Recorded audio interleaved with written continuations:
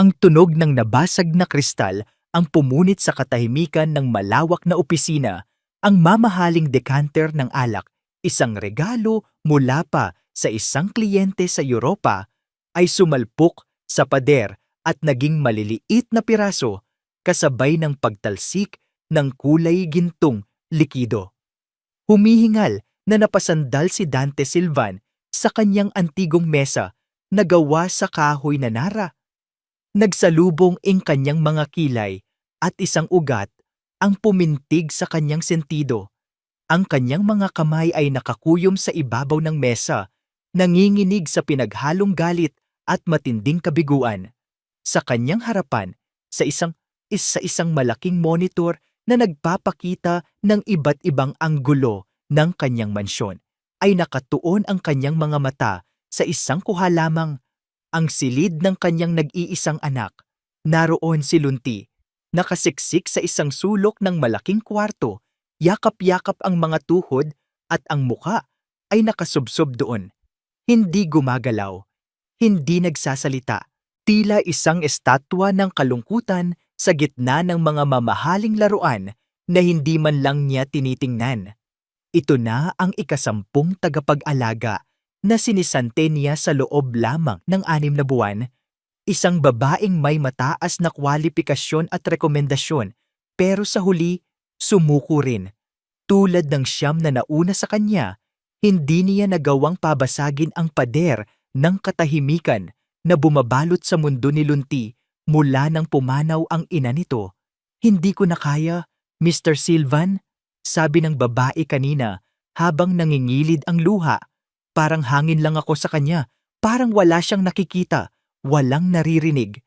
Bawat salitang iyon ay isang sundang na tumusok sa puso ni Dante dahil iyon din ang nararamdaman niya.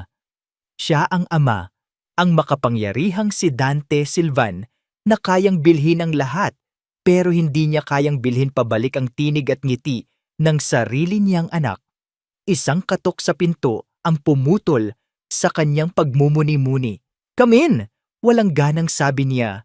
Pumasok si Amaris Velasco, ang kanyang pinagkakatiwalaang business advisor at kanang kamay.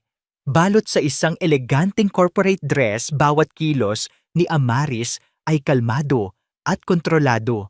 Isang malaking pagkakaiba sa nag-aalab na gulo sa loob ni Dante. "Dante," malumanay niyang sabi, ang mga mata ay maingat na tumingin sa nabasag na bote sa sahig. "Narinig ko ang nangyari. I'm sorry." Hindi sumagot si Dante. Itinuon niya ulit ang tingin sa monitor. Naglakad si Amaris palapit sa mesa. May daladalang isang manipis na folder. "Alam kong wala na ito sa oras, pero mayroon pa akong isang aplikante. Siya na ang huli sa listahan." "Huwag na, Amaris," malamig na tugon ni Dante. "It's useless. Walang epekto ang mga eksperto. Paano pa ang isang kung sino lang?" "I understand your frustration," sabi ni Amaris, hindi natinag sa tono ng lalaki. "Pero kailangan ni Lunti ng kasama. This one, she's different." Napatingin si Dante sa kanya, isang mapanuyang ngiti ang gumuhit sa kanyang labi. "Different how? May dala ba siyang milagro?" "Simple lang siya, Dante. Walang impressive credentials na tulad ng mga nauna. Sa katunayan, base sa resume niya, mukhang kailangan niya talaga ng trabaho." Paliwanag ni Amaris, binuksan ang folder. Ang pangalan niya ay Liwayway Damian, galing probinsya. Palagay ko, hindi siya basta-basta susuko dahil kailangan niya ng pera. Ang paraan ng pagsasalita ni Amaris ay tila isa itong huling baraha, isang desperadong hakbang. Para kay Dante, tunog ito ng pagkatalo. Pero nang muli niyang sulyapan ang anyo ng kanyang anak sa screen, isang pamilyar na kirot ang muling gumapang sa kanyang dibdib. Kahit anong pag-asa, gaano man kaliit, ay kailangan niyang subukan para kay Lunti. "Fine," pinal na sabi niya. "Papuntahin mo siya rito. Now." Makalipas ang isang oras, tumayo si Dante sa malaking bintana ng kanyang sala. Tanaw ang papasok na gate ng Hacienda de Alon. Ang pangalan ng mansyon ay kabalintunaan. Walang alon ng kasiyahan dito, tanging ang malalamig na hampas ng kalungkutan. Isang lumang taxi ang huminto sa tapat ng dambuhalang pinto. Mula roon ay bumaba ang isang babae. Mula sa malayo, mukha siyang ordinaryo. Nakasuot ng simpleng blusa at pantalon, ang buhok ay nakatali lang sa likod. Maliit siya, at habang papalapit sa pinto ng mansyon, para siyang lalamunin ng laki at bagsik ng istruktura. Mahigpit ang hawak niya sa kanyang luma, at gastado ng shoulder bag, tila doon humuhugot ng lakas. Nang makapasok siya sa loob, sinalubong siya ng katahimikan na tila mas nakakabingi pa kaysa sa ingay ng syudad. Tumayo si Liwayway Damian sa gitna ng foyer. Ang kanyang mga mata ay maingat na gumagala sa paligid. Malamig, malawak, at walang buhay. Ganoon niya mailalarawan ang lugar. Miss Damian, malamig na bati ni Dante, na naglalakad pababa sa engrandeng hagdanan. Bahagyang nagulat si Liwayway at napayuko. Mr. Sylvan, magandang hapon po. Hindi ngumiti si Dante. Alam mo na siguro kung bakit ka narito. Ang trabahong ito ay simple lang pero imposible. Kailangan mong alagaan ang anak ko. Bawat salita niya ay may bigat. Hindi siya nagsasalita, hindi siya tumutugon. Kung mananatili ka, asahan mong isa ka lang anino rito. Tumangulang si Liwayway, hindi nagpakita ng takot o pag-aalinlangan. Tila sanay na sa mga masasakit na salita. Naiintindihan ko po. Good, follow me, maikling sabi ni Dante at nagsimula na siyang maglakad patungo sa silid ni Lunti. Pagbukas ng pinto, naroon pa rin ang bata sa parehong posisyon. Hindi man lang gumalaw sa tunog ng kanilang pagdating. Lumuhod si Dante sa tapat ng anak. Lunti, anak, may bago kang kasama. Walang sagot, walang katinag-tinag. Napabuntong hininga si Dante at tumayo. Hinarap niya si Liwayway na tahimik na nakatayo sa may pintuan. Ayan siya! Iyan ang magiging mundo mo. Kung sa tingin mo ay kaya mo, sa iyo na ang trabaho. Kung hindi, naroon ang pinto. Inaasahan ni Dante na may gagawin si Liwayway. Nalalapitan niya si Lunti, nasusubukan niyang magsalita. Nagagawa siya ng kahit anong kilos para makuha ang atensyon ng bata. Iyon ang ginawa ng lahat, pero hindi. Sa halip, dahan-dahang naglakad si Liwayway hindi palapit kay Lunti, kundi sa isang maliit na upuan sa kabilang dulo ng silid. May sapat na distansya mula sa bata. Umupo siya roon, inilagay ang kanyang bag sa kanyang kandungan at naghintay. Walang salita, walang kilos, tanging ang kanyang presensya lang ang naroon. Tinitingnan niya si Lunti hindi nang may awa, kundi nang may tahimik na pag-unawa. Nainis si Dante. Ano ito? Isang uri ng laro? Anong ginagawa mo? Tanong niya hindi na napigilan ng iritasyon. Dahan-dahang lumingon si Liwayway sa kanya. Ang mga mata ay malumanay. Nagbibigay po ng espasyo. Minsan po, ang katahimikan ng isa ay kailangan lang damayan ng isa pang katahimikan. Kumunot ang noo ni Dante. Kalokohan. Wala itong patutunguhan. Sayang lang ang oras niya. Bahala ka, sabi niya, at tumalikod na. Babalikan kita mamaya. Huwag mong hahawakan ang anak ko. Nang isara niya ang pinto, sumandal siya roon at muling pinagmasdan ang eksena mula sa isang maliit na hidden camera feed sa kanyang telepono. Ganoon pa rin ang posisyon nila. Ang babae sa upuan, ang bata sa sahig. Walang nagbabago. Isa na namang kabiguan, naisip ni Dante. Hahayaan niya itong manatili ngayong gabi at bukas palalayasin na rin niya. Maglalakad na sana siya paalis nang may isang bagay na nakakuha ng kanyang pansin sa screen. Isang napakaliit na paggalaw. Si Liwayway, marahil sa pag-aakalang wala nang nanonood, ay dahan-dahang tumayo. Hindi siya lumapit. Sa halip, lumakad siya patungo sa pinto para umalis. Ngunit sa paghakbang niya isang bagay na hindi inaasahan ang nangyari. Si Lunti, ang batang hindi gumagalaw sa loob ng maraming oras, dahan-dahan, napakabagal, ay bahagyang iniangat ang kanyang ulo mula sa pagkakayapos sa mga tuhod. Napahinto sa paghinga si Dante. Nanlalaki ang kanyang mga mata na nakatutok sa screen ng telepono. Sa unang pagkakataon sa loob ng napakaraming taon, gumalaw ang kanyang anak bilang tugon sa isang tao. At ang mga matang iyon, ang mga mataying latang laging walang buhay, ay nakatuon ngayon sa iisang direksyon. Sinusundan nito ang bawat hakbang ng paalis na babae. Ang unang sinag ng araw sa pampang ng pag-asa ay may dalang kakaibang lamig.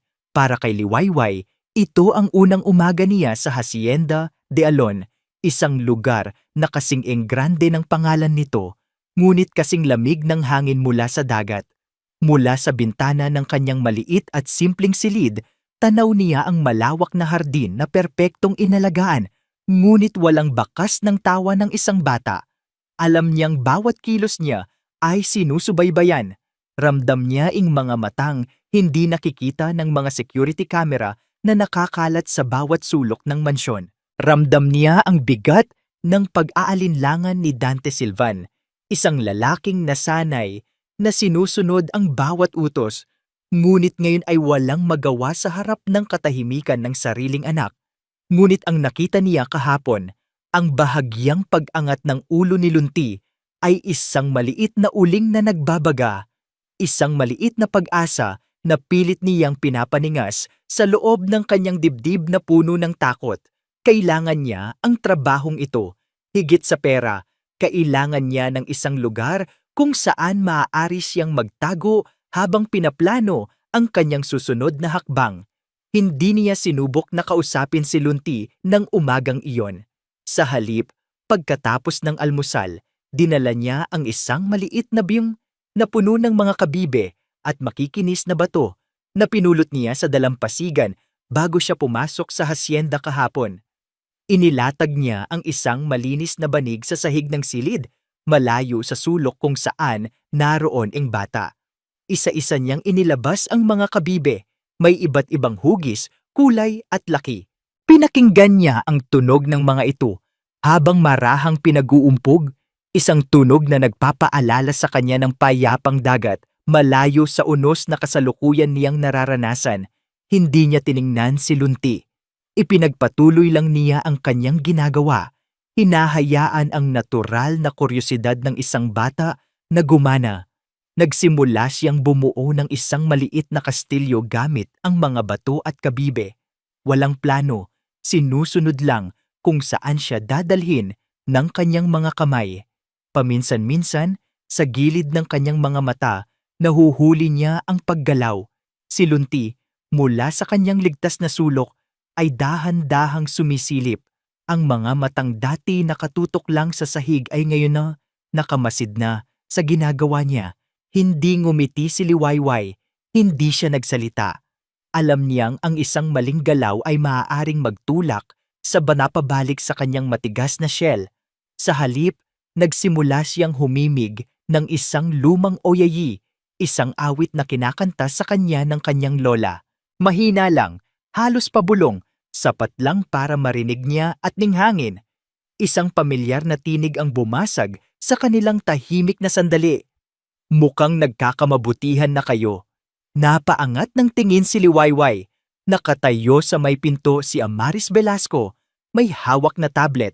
Ang kanyang ngiti ay perpekto ngunit hindi abot sa kanyang mga mata. Pumasok ito na tila pag-aari niya ang lugar. "Good morning po, Ma'am Amaris." Magalang na bati ni Liwayway, bahagyang tumayo. "Just Amaris," sabi nito.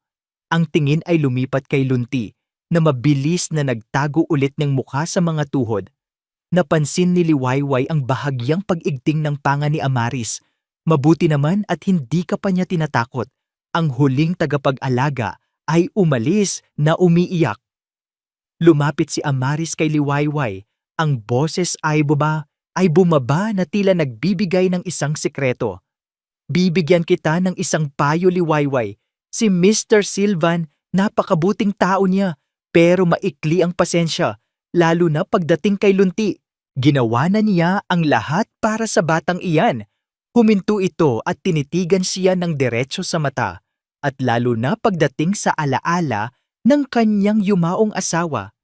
Ayaw na ayaw niyang may kumukumpara rito o may sinusubukang kunin ang pwesto nito. Do you understand? Ang mga salita ay tila isang simpleng babala, ngunit naramdaman ni Liwayway ang matulis na talim sa likod nito. Ito ay isang pagtatakda ng hangganan, isang pagpapaalala kung sino siya at kung saan lang ang lugar niya. Naiintindihan ko po, mahinang sagot ni Liwayway. Narito lang po ako para alagaan si Lunti. Good, sabi ni Amaris, ang ngiti ay bumalik sa kanyang mga labi. I'm glad we're on the same page.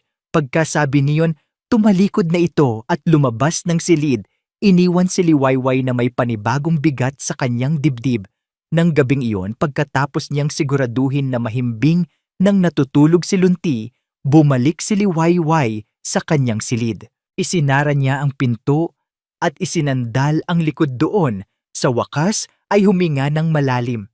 Ang pagiging kalmado sa buong araw ay isang maskara na unti-unting bumibitak kapag siya na lang ang mag-isa. Umupo siya sa gilid ng kanyang kama. Maingat niyang kinuha ang kanyang luma at gastadong bag. Mula sa isang sekretong bulsa sa loob nito, kinuha niya ang isang bagay na nakabalot sa isang piraso ng tela. Dahan-dahan niyang binuksan ito. Isang litrato, kupas na at may mga tupi na sa gilid dahil sa paulit-ulit na pagtitiklop at pagbubukas. Larawan ito ng isang batang lalaki, mga 5 taong gulang, na may napakatamis na ngiti at mga matang nagniningning sa tuwa. Nakaupo ito sa isang duyan, ang mga paa ay masayang iwinawasiwas. Hinaplos ni Liwayway ang maliit na mukha sa litrato. Isang luha ang pumatak mula sa kanyang mata, sinundan pa ng isa. Ang bigat na pinipigilan niya buong araw ay bumuhos na. Ang sakit, ang pangungulila, ang galit, lahat ay nag-uumapaw. Anak, pabulong niyang sabi sa hangin, ang boses ay basag. Sinag ko, nasaan ka na ba? Malapit na? Anak, malapit na kitang mahanap. Konting tiis na lang. Mahigpit niyang niyakap ang litrato sa kanyang dibdib. Dinadama ang sakit na tila bago pa rin kahit ilang taon na ang lumipas. Ito ang kanyang lakas at kahinaan, ang kanyang dahilan para mabuhay at ang dahilan ng kanyang walang katapusang pagdurusa. Sa gitna ng kanyang tahimik na pag-iyak, isang biglaang katok ang halos magpatalon sa kanya sa gulat. Tok, tok, tok. Mabilis niyang pinunasan ang kanyang mga luha. Nagmamadali at sa panginginig ng kanyang mga kamay, sinubukan niyang itago ang litrato sa ilalim ng unan. Ngunit bago pa niya magawa, bumukas ang pinto. Nakatayo roon si Dante Silvan. Ang mukha ay seryoso gaya ng dati. May dala siyang isang folder. Miss Damian, ito ang schedule para bukas. Natigil siya sa pagsasalita nang makita ang namumugto niyang mga mata at ang kanyang nagmamadaling kilos. Nahuli ng mga mata ni Dante ang gilid ng kupas na litrato na hindi pa lubusang naitatago ni Liwayway. Ang tingin niya ay biglang tumalas, puno ng hinala. Nagtagpo ang kanilang mga mata. Ang isa ay puno ng takot na nabisto. Ang isa ay puno ng tanong na hindi masabi. Mas lalong nagdilim ang anyo ni Dante. Humakbang siya papasok ng silid. Ang boses ay malamig at mabigat. Anong itinatago mo? Ang hangin sa loob ng maliit na silid ay biglang naging mabigat at siksik. Naningkit ang mga mata ni Dante, nakatitig sa piraso ng litrato na pilit itinatago ni Liwayway. Ang takot sa mga mata ng babae ay hindi maikakaila, at para kay Dante, ang takot ay katumbas ng pagkakasala. I asked you a question, Mrs. Damian. Mariin niyang ulit. Ang bawat salita ay may diin. Anong itinatago mo? Nanginginig ang mga kamay ni Liwayway habang mabilis niyang isiniksik ang litrato sa ilalim ng unan. Yumuko siya, umiiwas sa matalim na tingin ng amo. "Oh, wala po sir. Gamit ko lang po. Personal na gamit." "Personal na gamit na iniiyakan mo?" Sarkastikong tanong ni Dante. Humakbang siya palapit. Ang kanyang presensya ay tila lalong nagpaliit sa babae. "Sinabi ko sa'yo, ayokong may sekreto sa pamamahay na ito, lalo na mula sa taong kasama ng anak ko buong araw." Bawat hibla ng kanyang pagkatao na sanay sa pagkontrol at pag-alam ng lahat ng bagay ay sumisigaw na may mali. Sino ang babaeng ito na bigla na lang sumulpot na walang makitang matinong record at ngayon ay may inililihim na litrato? "Pasensya na po sir," halos pabulong na sabi ni Liwayway. "Hindi na po mauulit." Isang matalim na buntong hininga ang pinakawalan ni Dante. Nakita niya ang pamumula ng mga mata nito at ang bakas ng mga tuyong luha sa pisngi. May isang bahagi sa kanya na nais malaman ang kwento sa likod nito, ngunit mas nangingibabaw ang pag-iingat ng isang ama. "Siguraduhin mo lang," malamig niyang sabi bago inilapag ng padabog ang folder sa ibabaw ng maliit na mesa. "Iyan ang schedule. I expect you to follow it to the letter." Tumalikod na siya at walang lingon-likod na lumabas ng silid. Iniwan si Liwayway sa gitna ng katahimikan at takot. Ngunit habang naglalakad siya sa pasilyo, ang imahe ng litrato ay hindi maalis sa kanyang isipan. Sa labas, ang panahon ay nagsimulang magbago. Ang dating kalmadong gabi ay biglang nag-amok. Ang malakas na hangin ay humahampas sa mga bintana ng hasyenda, tila isang halimaw na gustong pumasok. Sinundan iyon iyan ng isang dagundong ng kulog na yumanig sa buong kabahayan. Automatikong napahinto si Dante. Ang kulog. Iyon ang isa sa mga pinakamatinding kinatatakutan ni Lunti. Mabilis siyang tumakbo patungo sa silid ng anak. Pagbukas niya ng pinto, ang nakita niya ay isang eksenang paulit-ulit ng dumurog sa kanyang puso. Nasa gitna ng silid si Lunti, nakatakip ang dalawang kamay sa magkabilang tainga. Ang buong katawan ay nanginginig at ang mga mata ay nanlalaki sa takot. Mula sa lalamunan nito ay lumalabas ang mga basag at mahihinang tunog ng pag-iyak. Ang tanging ingay na naririnig niya mula rito sa loob ng 2 taon. "Lunti! Anak!" sigaw ni Dante, akmang lalapit. Ngunit isa na namang malakas na kidlat ang gumuhit sa kalangitan na sinundan ng mas nakakabinging kulog. Dito na tuluyang bumigay si Lunti. Sumigaw ito, isang sigaw na walang salita, puno ng purong takot. Nagsimula itong magpagulong-gulong sa sahig, sinasaktan ng sarili, nawawala sa isang mundong tanging siya lang ang nakakakita. Ang mga kasambahay ay nagdatingan, natataranta. "Sir, anong gagawin natin?" "Tumawag kayo ng doktor!" sigaw ni Dante, ngunit alam niyang huli na ang lahat. Ganito palagi ang nangyayari. Walang makapagpakalma sa bata hanggang sa kusa itong mapagod. Nakatayo lang si Dante roon, paralisado. Ang makapangyarihang bilyonaryo, walang magawa kundi panoorin tayong pagdurusa ng sariling anak. Ngunit sa gitna ng kaguluhan, isang anino ang mabilis na kumilos.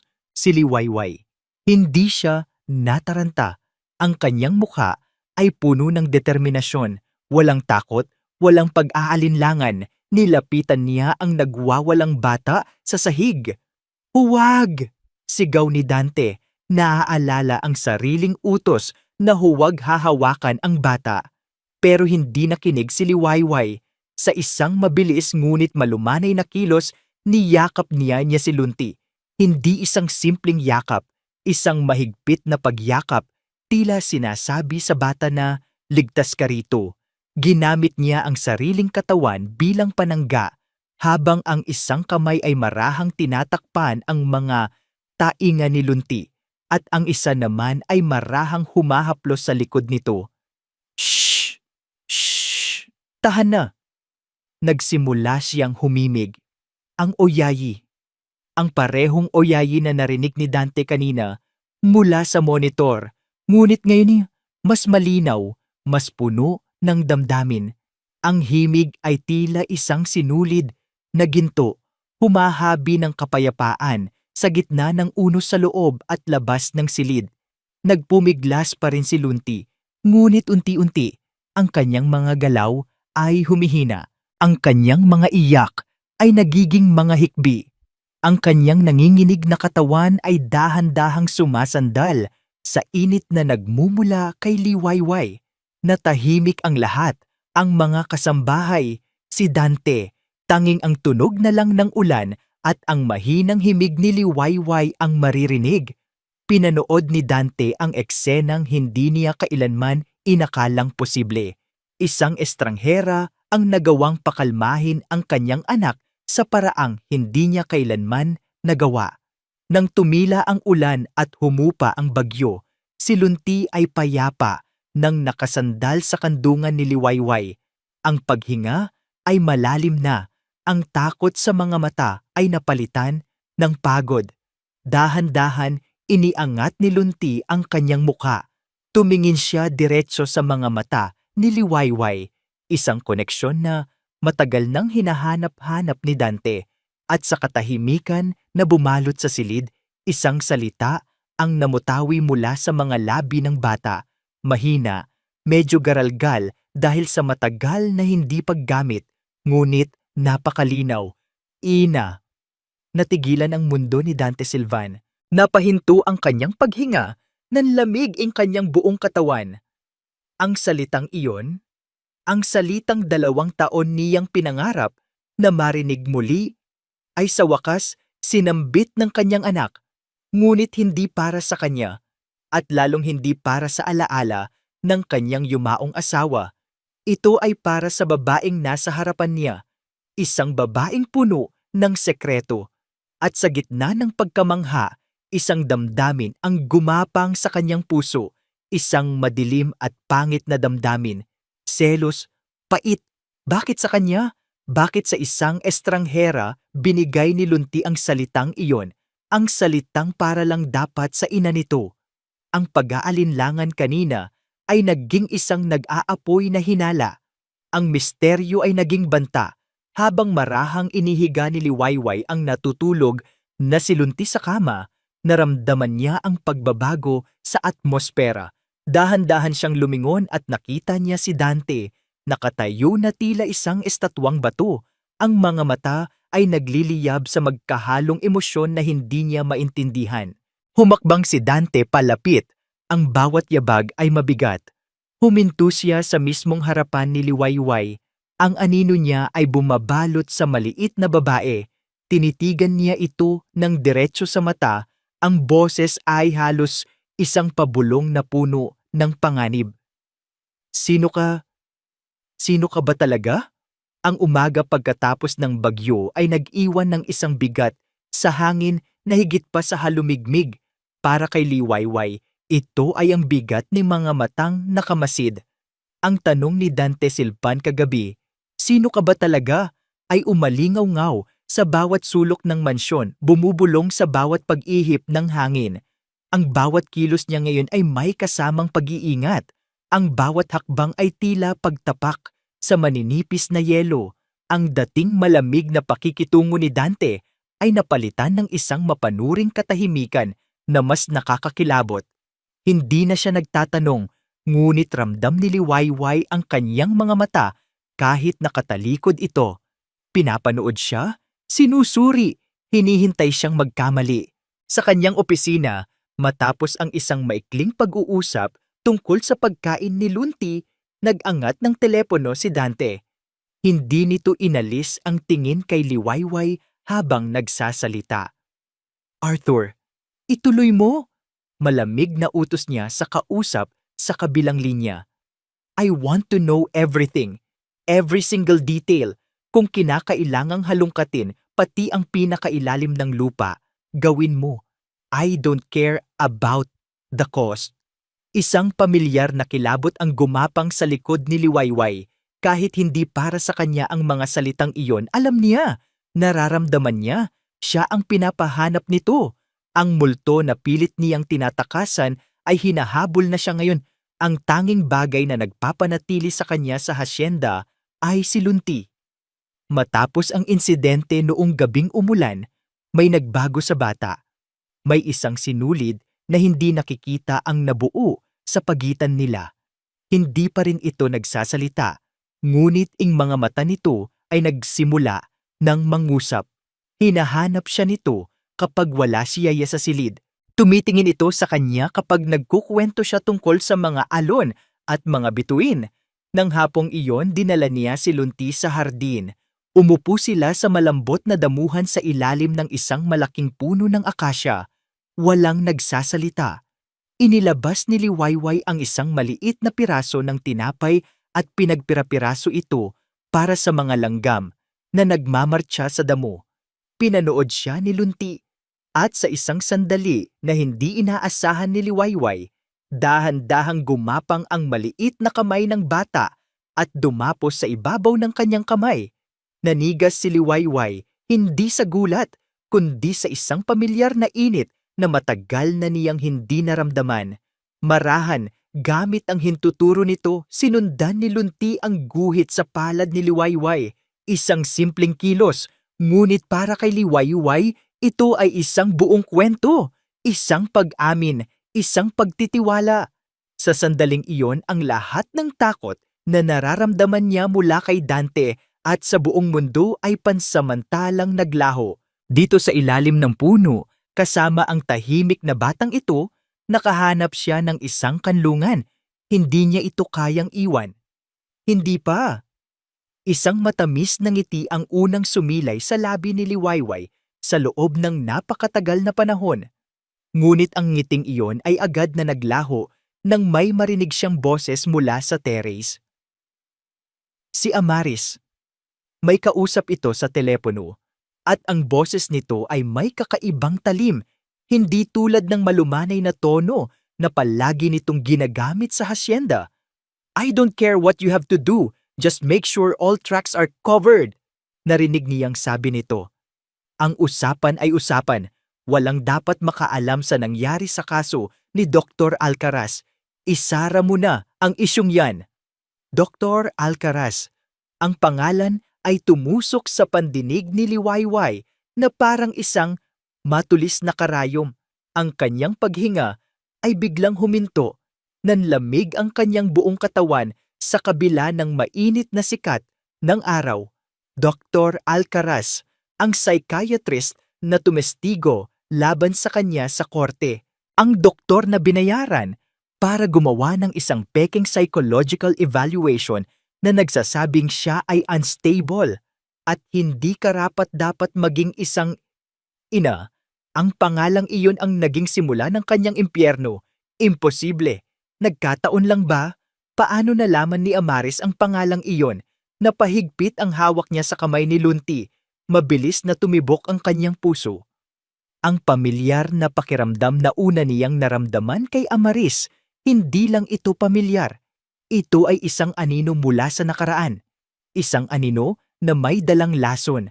Nataranta, mabilis niyang inakay si Lunti pabalik sa loob. Ang isip ay gulong-gulo. Kailangan niyang umalis.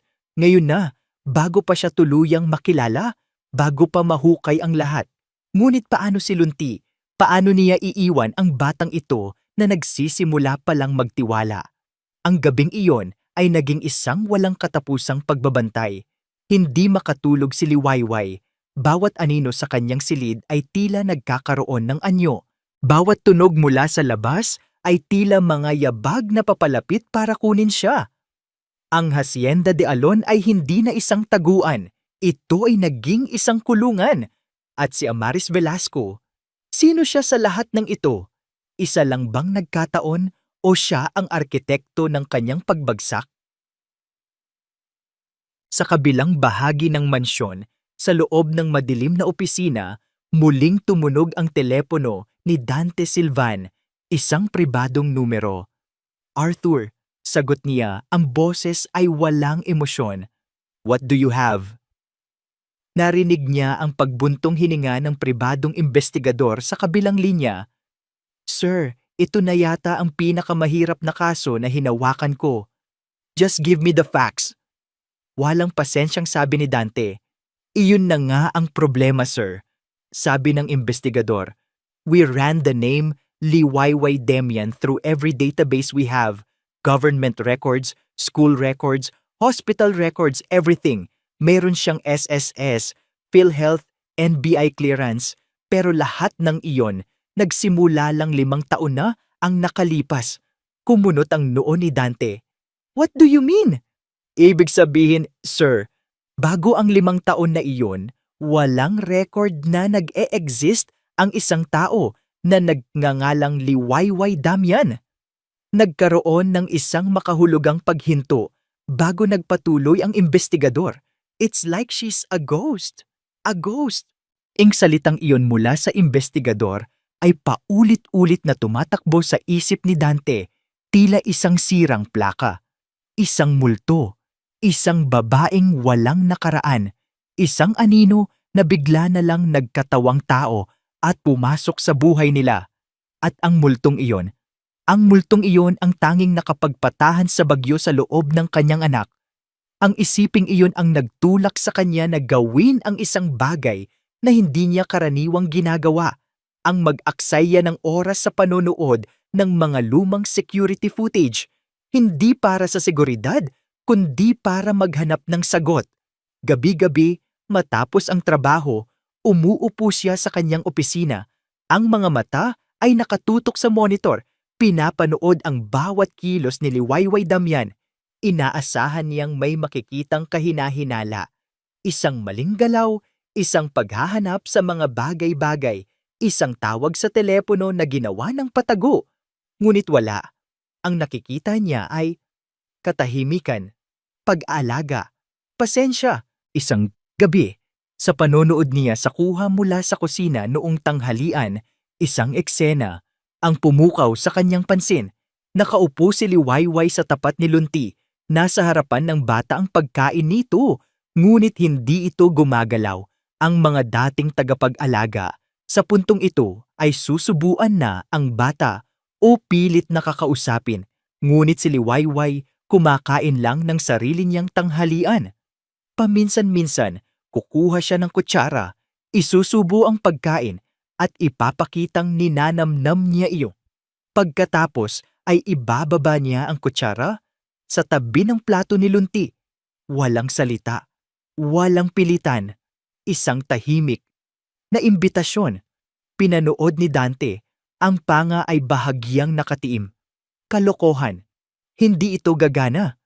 Pero pagkatapos ng halos 10 minuto, dahan-dahan, napakabagal, iniangat ni Lunti ang kanyang kamay. Nanginginig pa ito nang abutin ang kutsara. Tiningnan niya muna si Liwayway na bahagyang tumangulang bago niya sinubukang sumubo ng pagkain. Nagkalat, may natapon. Ngunit sa unang pagkakataon, kumain si Lunti ng mag-isa. Napahilig si Dante sa kanyang upuan. Paulit-ulit niyang ni-rewind ang video. Doon niya napansin ang isang detalyeng hindi niya nakita kanina. Nang sa wakas ay makasubo si Lunti, isang napakaliit, halos hindi mapansing ngiti ang sumilay sa labi ni Liwayway bago niya ito mabilis na itinago. Hindi isang ngiti ng tagumpay, isang ngiti ng dalisay na saya. May kung anong kumurot sa dibdib ni Dante, isang bagay na hindi niya gustong aminin. Dante, mukhang malalim ang iniisip mo. Ang boses ni Amaris ang nagpabalik sa kanya sa realidad. Hindi niya namalayang pumasok ito sa kanyang opisina kinabukasan. May problema ba? Wala, just business. Maikling sagot niya. Mabilis na isinara ang bintana ng security feed. Ngumiti si Amaris, isang ngiting puno ng pag-aalala na ngayon ay nagsisimula ng maging kahina-hinala para kay Dante. Nababahala lang ako sa iyo, lalo na't may bago kang pinagkakatiwalaan sa loob ng pamamahay mo. Si Liwayway ay ginagawa ang trabaho niya, depensa ni Dante. I know, at natutuwa ako para kay Lunti, malumanay na sabi ni Amaris, Umupo sa silyang nasa harapan ng kanyang mesa. Pero nabasa ko lang sa balita kanina, isang pamilya sa Makati niloko ng isang babaeng nagpanggap na yaya. Nakuha ang tiwala nila, lalo na ng anak, at pagkatapos ay ninakawan sila ng milyon-milyon. Tumingin siya kay Dante. Ang mga mata ay puno ng sinseridad. I'm just saying, we have to be careful, lalo na kayo ni Lunti. You're both vulnerable right now. Madaling maging biktima ng mga taong mapagsamantala. Ang mga salita ni Amaris ay tila lason na dahan-dahang gumapang sa kanyang sistema. Ito ang lohikal na paliwanag. Ito ang bagay na dapat niyang paniwalaan, na ang lahat ng ito, ang pagtitiwala ni Lunti, ang mga maliliit na progreso, ay maaaring bahagi lang ng isang mas malaking plano. I can handle my own affairs, Amaris, mariin niyang sabi. Ngunit sa loob-loob niya, ang pader na nagsimulang magkaroon ng lamat kanina ay muling tumitibay. Kinagabihan, hindi mapakali si Dante. Ang isip niya ay isang larangan ng digmaan sa pagitan ng nakikita ng kanyang mga mata at ng sinasabi ng kanyang isip. Pumasok siya sa kanyang pribadong study para tapusin ang ilang trabaho. Ngunit kahit ang mga numero sa spreadsheet ay hindi niya mabasa ng diretsyo. Napagod, lumabas siya para kumuha ng isang baso ng brandy. Pagbalik niya, napahinto siya sa may pintuan ng study. Nandoon si Liwayway, nakatayo sa tabi ng isang side table kung saan nagkalat ang ilang mga dokumento na hindi niya na naayos kanina. Maingat nitong inaayos ang mga papel, pinagpapatong-patong ayon sa kulay ng folder. Hindi ito kasama sa trabaho niya. Pagkatapos niyang ayusin, umupo ito sa malaking leather armchair na nasa sulok ng silid. Marahil ay napagod, inunat nito ang leeg, ipinikit ang mga mata saglit, at hindi na muling iminulat. Doon, sa gitna ng kanyang pribadong santuwaryo, nakatulog ang babaeng multo. Nakatayo lang si Dante sa may pinto. Pinapanood siya. Sa pagkakataong ito, walang mga kamera sa pagitan nila. Wala ang maskara ng takot o pag-iingat sa mukha ni Liwayway. Ang naroon lang ay dalisay na pagod. Mukha siyang bata at marupok, tila lalamunin ng laki ng upuan. Nakita niya ang bahagyang pamumutla ng balat nito, ang mga dark circles sa ilalim ng mga mata na hindi niya napansin kanina. Nawala ang bilyonaryo, nawala ang amo. Ang naiwan ay isang lalaking nakatingin sa isang babaeng pagod na nagmalasakit sa kanyang teritoryo. Ang selos na naramdaman niya noong gabi ng bagyo ay napalitan ng isang emosyon na hindi niya mapangalanan. Isang bagay na mas malambot, mas mapagkalinga. Dahan-dahan siyang lumapit. Bawat hakbang ay maingat para hindi siya magising. Hinubad niya ang kanyang mamahaling itim na suit jacket, ang kanyang baluti laban sa mundo. At maingat, napakaingat, na ipinatong sa ibabaw ng natutulog na si Liwayway. Tinatakpan ang mga braso nito mula sa lamig ng aircon. Huminto siya sandali, pinagmasdan ang pag-relax ng mukha nito habang dinadama ang init. Ang gulo sa kanyang isip ay hindi nawala, pero sa sandaling iyon, nanalo ang puso. Ngunit alam niyang hindi ito maaaring magpatuloy. Ang sayaw sa pagitan ng puso at tiyusa ay kailangan ng matapos. Kailangan niya ng mga sagot. Kumuha siya ng isang maliit na papel mula sa kanyang mesa at nagsulat ng maikling mensahe. Inilapag niya ito sa maliit na mesa sa tabi ng armchair kung saan siguradong makikita nito paggising. Tumalikod siya at tahimik na lumabas ng silid. Iniwan ang jacket, ang bae, at ang isang pangako ng paghaharap.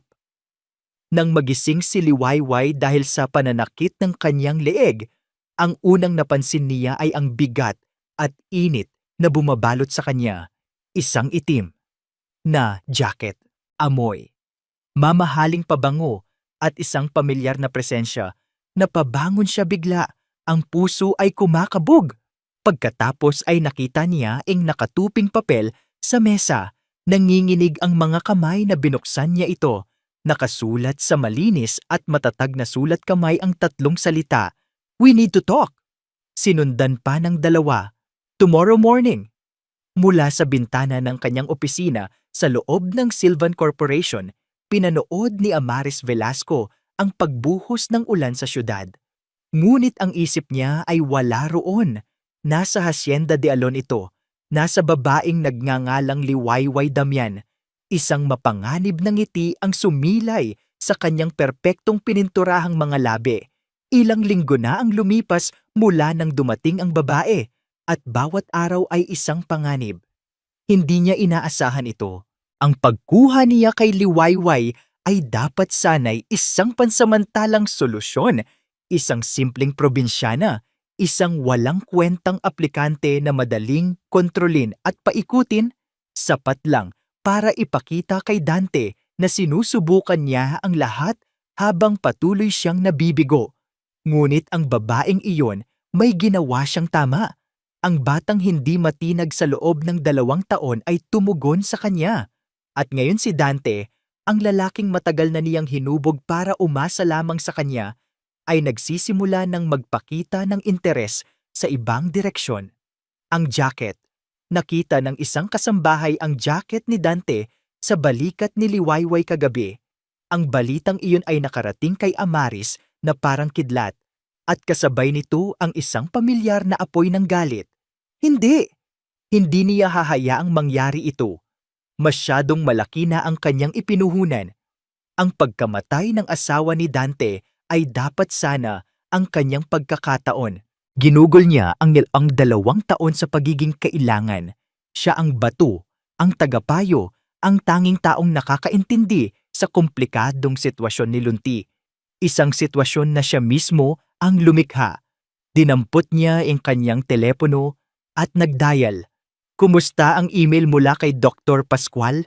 Malamig niyang tanong sa kanyang assistant. "Ma'am, na-flag po as spam at na-delete na as per your instruction. May isa pa pong follow-up pero hinarang na rin po ng filter natin." "Good! Siguraduhin mong walang anumang email mula sa sinumang child therapist o neurologist na makakarating kay Mr. Sylvan maliban kung dumaan muna sa akin. Malinaw?" "Yes, ma'am." Ibinaba niya ang telepono. Si Dr. Pascual, isa na namang eksperto na nagpupumilit na sensory processing disorder lang ang kaso ni Lunti at hindi malalang post-traumatic autism. Isang diagnosis na madaling gamutin kung tama ang pamamaraan. Isang katotohanan na pilit niyang ibinabaon sa ilalim ng sandamakmak na mga pekeng ulat at mga bayarang opinyon. Kailangan ni Amaris si Lunti na manatiling sira dahil habang may sakit si Lunti, kailangan siya ni Dante. Pero si Liwayway ay nagiging problema. Ang natural na koneksyon ng babae sa bata ay isang bagay na hindi niya nakalkula. Kailangan niyang paalisin ito at para magawa iyon, kailangan niyang sirain ang tiwala na sinisimulang itanim nito. Sa pag-iisip na iyon, nagmaneho si Amaris patungo sa hacienda, dala ang isang ngiti ng pakikipagkaibigan at isang pusong puno ng lason. Naabutan niya si Liwayway sa hardin, nag-iisa, nagdidilig ng mga rosas. Si Lunti ay natutulog para sa hapon nito. Ito na ang perpektong pagkakataon. "Liway," tawag niya. Ang boses ay puno ng init at pagiging malapit na tila sila ay matalik na magkaibigan. Agad na napaangat ng tingin si Liwayway. Ang mga mata ay bahagyang nagpakita ng pag-iingat na natutunan niyang ikubli. "Ma'am Amaris, magandang hapon po." "Hey naku Amaris na lang, paulit-ulit ko nang sinasabi sa'yo." Natatawang sabi nito. Lumapit at hinawakan pa ang braso ni Liwayway. "Kumusta ka na? Mukhang maganda ang epekto mo kay Lunti. At mukhang maganda rin ang epekto sa'yo ng hacienda." Isang makahulugang tingin ang ibinigay niya kay Liwayway. Tila may alam ito tungkol sa insidente ng jacket kagabi. Namula si Liwayway at mabilis na yumuko. "Ginagawa ko lang po ang trabaho ko. Alam ko. Bumuntong hininga si Amaris, ang mukha ay biglang napuno ng isang malungkot na alaala. Alam mo, Liway, nakikita ko ang sarili ko sa iyo noon, puno ng pag-asa, puno ng pagnanais na makatulong. Tumingin siya sa malayo sa bintana ng silid ng yumaong asawa ni Dante. Si Eliza, ang yumaong asawa ni Dante, napakabuti niyang tao. Sobrang mahal nila ang isa't isa. Ang pagkamatay niya ay halos ikamatay na rin ni Dante.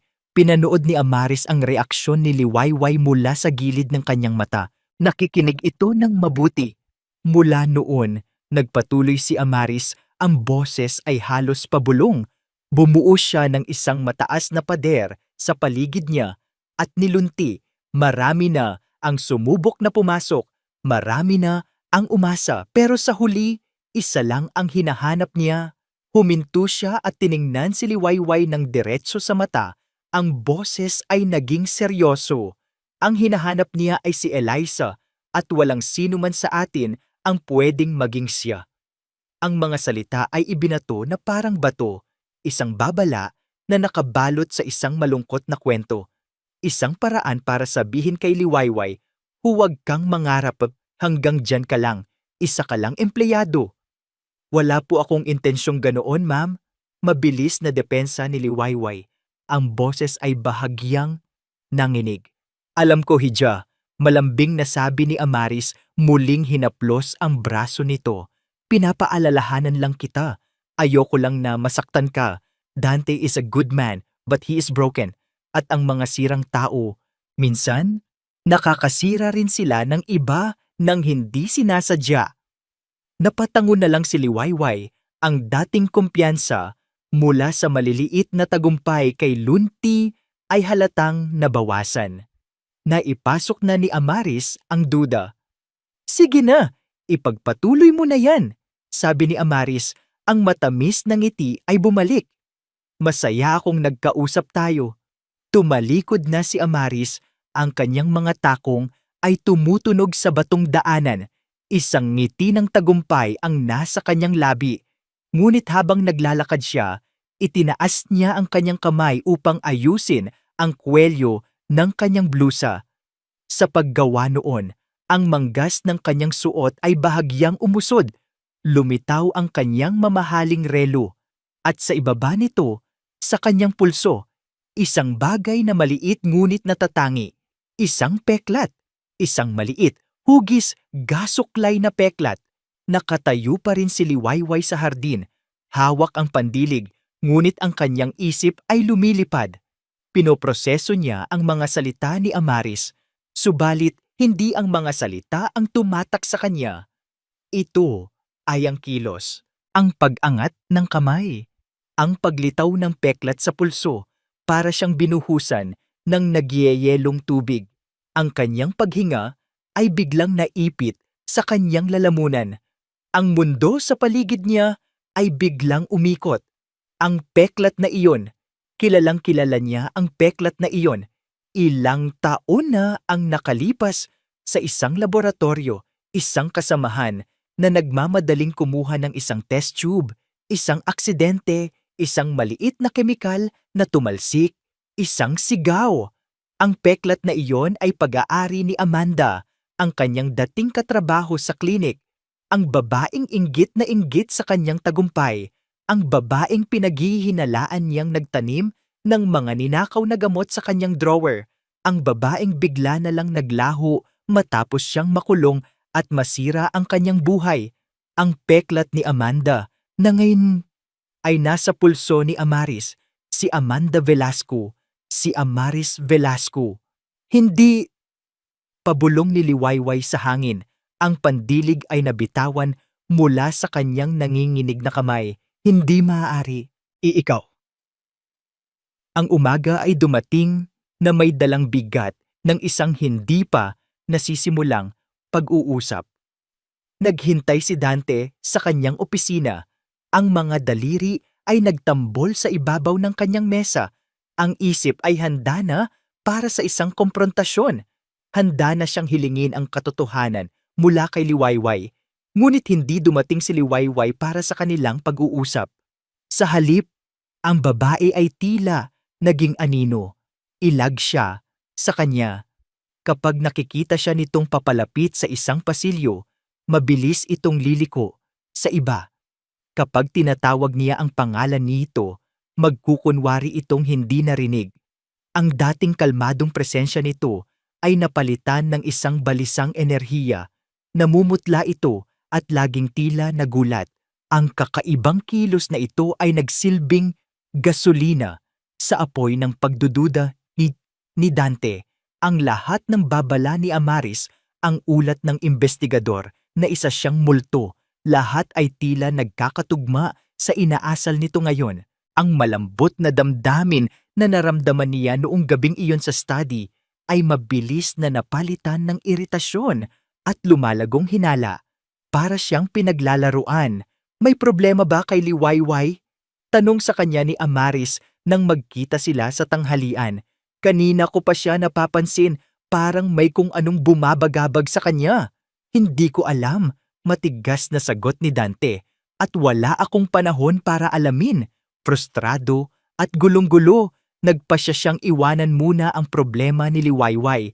Kailangan niya ng espasyo, kailangan niyang makaramdam ng koneksyon sa isang bagay na totoo at hindi puno ng kasinungalingan. Naglakad siya. Kikad siya patungo sa isang bahagi ng mansyon na matagal na niyang hindi pinupuntahan. Ang personal na silid-aklatan ng kanyang yumaong asawa, si Eliza. Ang silid ay nanatiling hindi nagagalaw, isang santuwaryo ng mga alaala. Ang amoy ng mga lumang libro at ang pamilyar na pabango ni Eliza ay bahagyapang naamoy sa hangin. Lumapit siya sa isang estante na puno ng mga paboritong libro nito. Hinaplos niya ang mga gulugod ng libro. Hinahanap ang isang partikular na aklat, isang koleksyon ng mga fairy tales na lagi nilang binabasa para kay Lunti noong sanggol pa ito. Marahil sa pagbabasa nito, may maaalala siya, isang bagay na magbibigay sa kanya ng kapayapaan. Nang mahanap niya ang makapal na libro at hilahin ito mula sa estante, isang manipis at halos nakalimutan ng folder ang sumabit dito at nahulog sa sahig na may mahinang kalabog. Kumunot ang noo ni Dante, dinampot niya ito. Ang folder ay kulay krema at walang anumang marka sa labas. Dahan-dahan binuksan niya ito. Puno ito ng mga papeles na may mga terminong medikal. Sa unang pahina, nakita niya ang pangalan ng kanyang anak, Lunti Lagdameo Silvan, at sa ibaba nito ang pangalan ng isang doktor na halos kinalimutan na niya, si Dr. Legaspi, ang pinakaunang child neurologist na sumuri kay Lunti ilang linggo matapos ang aksidente. Binasa niya ang ulat. Ang mga salita ay nagsimulang lumundag mula sa pahina. Diagnosis: sensory processing disorder, severe, likely triggered by acute trauma. Prognosis: highly manageable, recommend immediate enrollment in specialized occupational therapy. Patient shows high potential for recovery of speech and social functions with consistent therapeutic intervention. Natigilan si Dante. Sensory processing disorder? Naaalala niya ang sinabi ni Amaris noon. Walang malinaw na resulta, Dante. Inconclusive daw. Mas mabuting kumuha tayo ng second opinion. At ang mga sumunod na espesyalista na dinala ni Amaris ay isa lang ang sinabi, post-traumatic autism. Isang kondisyon na mas malala, mas permanente. Isang kondisyon na walang tiyak na lunas. Ang mundo ni Dante ay nagsimulang umikot. Bakit iba ang sinasabi sa ulat na ito? At doon niya nakita. Nakakabit sa huling pahina ng ulat ay isang maliit na piraso ng papel, isang note, sulat kamay mula mismo kay Dr. Legaspi para kay Amaris V. Paki-forward kay Mr. Silvan. This is treatable with the right OT. May pag-asa. Sa ilalim ng note, may isa pang dokumento, isang receiving slip. Malinaw na nakasulat doon ang petsa at tingpirma ng taong tumanggap ng folder. Received by Amaris Velasco. Isang malamig na pakiramdam ang gumapang sa buong katawan ni Dante na mabilis na sinundan ng isang nag-aapoy na galit na nagsimula sa kaibuturan ng kanyang kaluluwa. 2 taon. 2 taon ng pagdurusa ni Lunti. 2 taon ng kanyang pagkukulong sa sariling mundo. 2 taon ng kanyang sariling pagkakasala. Pag-iisip na wala siyang kwentang ama. 2 taon ng may mga maling gamot, mga maling therapy, mga maling pag-asa. 2 taon ng kasinungalingan. Gumuho ang pader na itinayo ni Amaris sa paligid niya. Ang lahat ng pag-aalala, nito aning lahat ng payo, ang maingat na pagpili nito sa mga doktor, lahat ay bahagi ng isang napakalaking panloloko.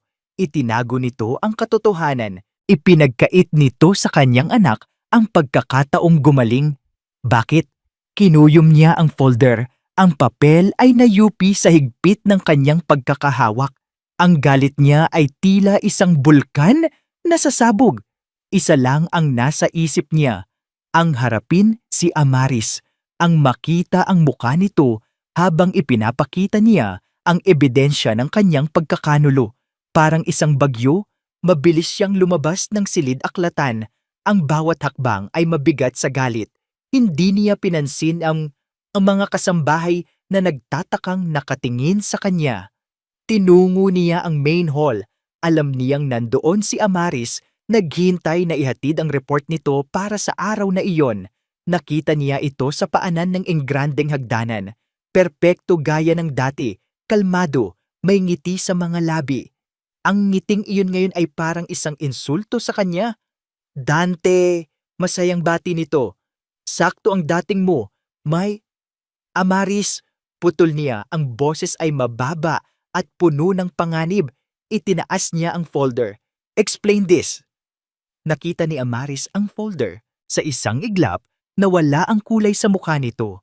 Ngunit bago pa man makapagsalita si Dante, bago pa niya mailabas ang lahat ng kanyang galit, mabilis na kumilos si Amaris. Ang gulat sa mukha nito ay napalitan ng isang ekspresyon ng matinding pag-aalala at awa. Humakbang ito palapit, hindi para tingnan ang folder na hawak niya, kundi para ipakita ang sarili nitong folder na kanina pa nitong hawak. Dante, sandali! Sabi nito, ang boses ay nanginginig na tila may masamang balita. Bago ang lahat, kailangan mo itong makita. Kanina pa ako nag-aalala. Natatakot ako para sa'yo, para kay Lunti. Ibinukas nito ang folder. Sa loob, naroon ang litrato ng isang babae. Isang police mugshot. Ang muka ay mas bata, mas payat, pero walang duda. Iyon si Liwayway Damian. Dante, patawarin mo ako. Sabi ni Amaris, ang mga mata ay nagsimulang mamasa. Pero iyan ang totoong pagkatao ni Liwayway. Ang pangalan niya ay hindi Liwayway Damian. At siya ay isang wanted na kriminal. Ang mundo ni Liwayway ay gumuho sa pangalawang pagkakataon. Ang pagkatuklas niya sa tunay na pagkatao ni Amaris ay isang bangungot. Ang babaeng sumira sa kanyang buhay 5 taon na ang nakalipas ay narito, sa loob mismo ng kanyang pinagtataguan, humihinga ng parehong hangin at ngumingiti na tila isang anghel. Ang plano niya ay tumakas. Sa gabing iyon, kapag tulog na ang lahat, kukunin niya ang kanyang maliit na bag at aalis na parang isang anino. Tulad ng kanyang pagdating, masakit iwanan si Lunti, isang sakit na halos kapantay ng sakit ng pag-iwan sa sarili niyang anak, ngunit kailangan. Ang manatili ay mas malaking panganib, ngunit huli na ang lahat. Habang nag-aayos siya ng mga laruan sa silid ni Lunti, ang isip ay lumilipad. Isang utusan ang kumatok at sinabing pinapatawag siya ni Mr. Silvan sa main hall. Agad, isang malamig na kaba ang gumapang sa kanyang dibdib. Ito na! Alam na niya. Pagbaba niya sa engrandeng hagdanan, ang eksenang bumungad sa kanya ay tila isang korte. Si Dante ay nakatayo sa gitna. Ang mukha ay parang isang maskara ng nagbabagang galit at pagkalito. Sa tabi nito, si Amaris, ang mga mata ay puno ng huwad na pag-aalala. At sa ibabaw ng isang maliit na mesa, sa pagitan nila, nakalatag ang dalawang folder. Isang kulay krema, isang kulay itim, isang katotohanan, at isang kasinungalingan. Liwayway, sabi ni Dante. Ang boses ay walang anumang bakas ng lambot na minsan niyang naramdaman mula rito. O kung sino ka man talaga. Itinuro niya ang folder na dala ni Amaris, ang folder na may mugshot. Ipaliwanag mo ito. Lumapit si Liwayway, ang mga binti ay nanginginig. Nakita niya ang kanyang sariling mukha sa litrato. Mas bata, wasak, puno ng kawalan, ng pag-asa. Sa ilalim nito, isang pangalan na matagal na niyang ibinaon. Lyra Damian Santiago. At isang listahan ng mga kaso. Qualified theft, drug possession for distribution, mga kasalanang hindi niya ginawa, mga kasalanang ipinukol sa kanya ni Amanda, ni Amaris.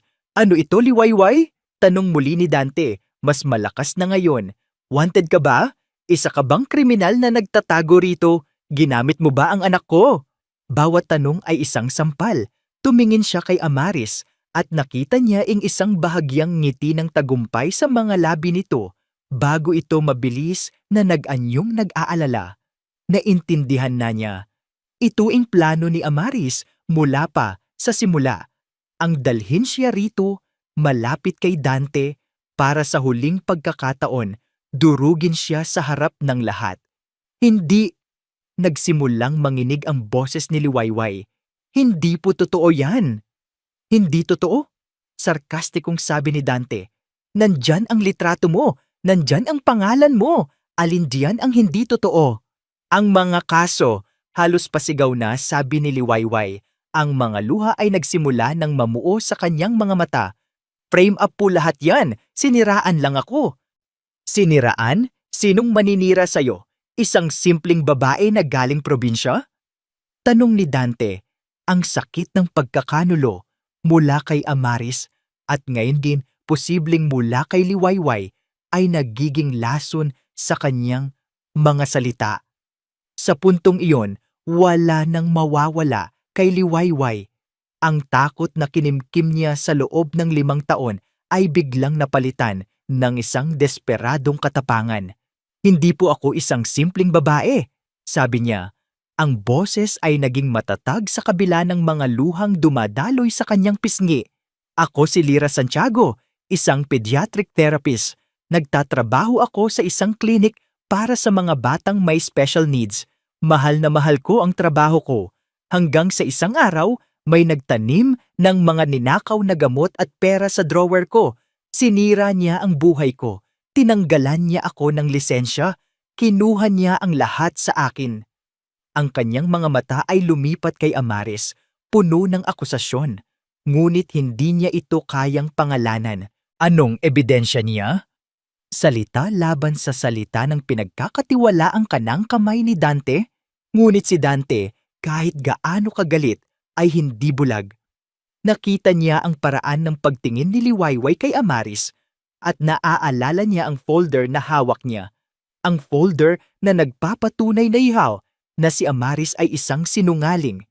Nasa gitna siya ng 2 kasinungalingan. Kaninong kasinungalingan ang mas mabigat? Kinuha niya ang lahat sa'yo? Ulit ni Dante, ang boses ay bahagyang lumambot.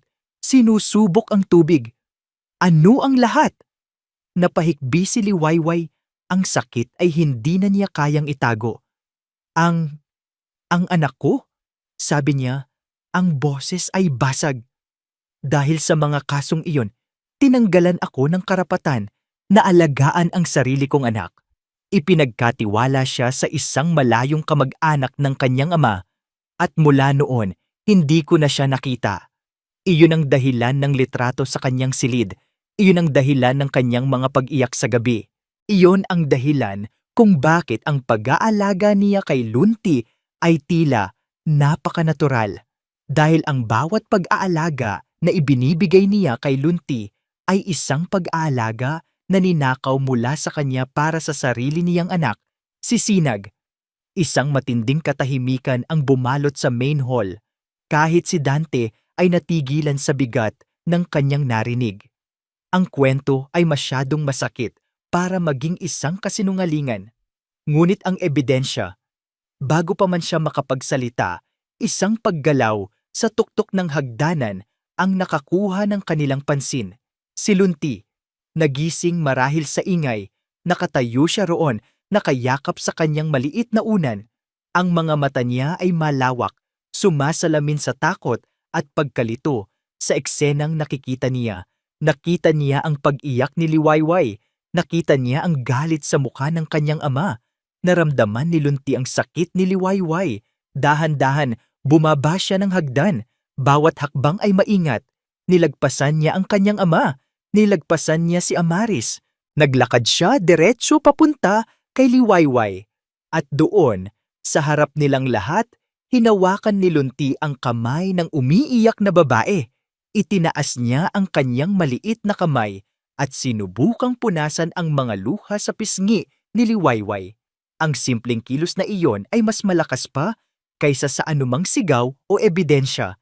Ito ay isang pagpili, isang paninindigan mula sa isang batang hindi nagsasalita. Sa gitna ng dalawang nag-aakusang matanda, pinili ni Luntiking kung kanino ang kanyang tiwala. Si Dante ay napako sa kanyang kinatatayuan, pinapanood ang eksena. Ang galit sa kanyang dibdib ay biglang nag-umpisang matunaw, napapalitan ng isang nakakabinging pagkalito. Ang folder na hawak niya, ang katibayan ng panloloko ni Amaris, ay tila mas bumigat. Ang folder na dala ni Amaris, ang katibayan ng krimen ni Liwayway, ay tila mas gumaan. Paano kung totoo ang sinasabi ni Liwayway? Paano kung ang babaeng ito ay isa ring biktima? Naramdaman ni Amaris ang pagbabago sa hangin. Nawawala na ang kontrol niya sa sitwasyon. Ang bata, ang munting alas na palagi niyang ginagamit, ay ngayon bumabaliktad sa kanya. Kailangan niyang tapusin ito. Ngayon na.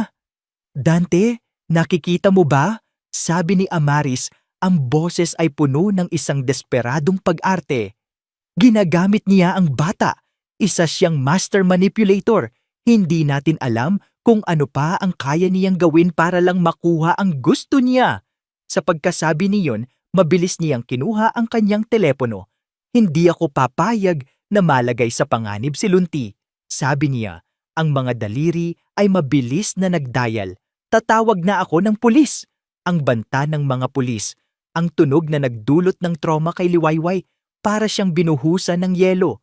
Ang katapangan niya kanina ay biglang naglaho, napalitan ng dalisay na takot. "Huwag!" Sigaw niya. Ang boses ay puno ng panginginig. Parang awa niyo na, "Huwag!" Hindi niya kayang dumaan ulit doon.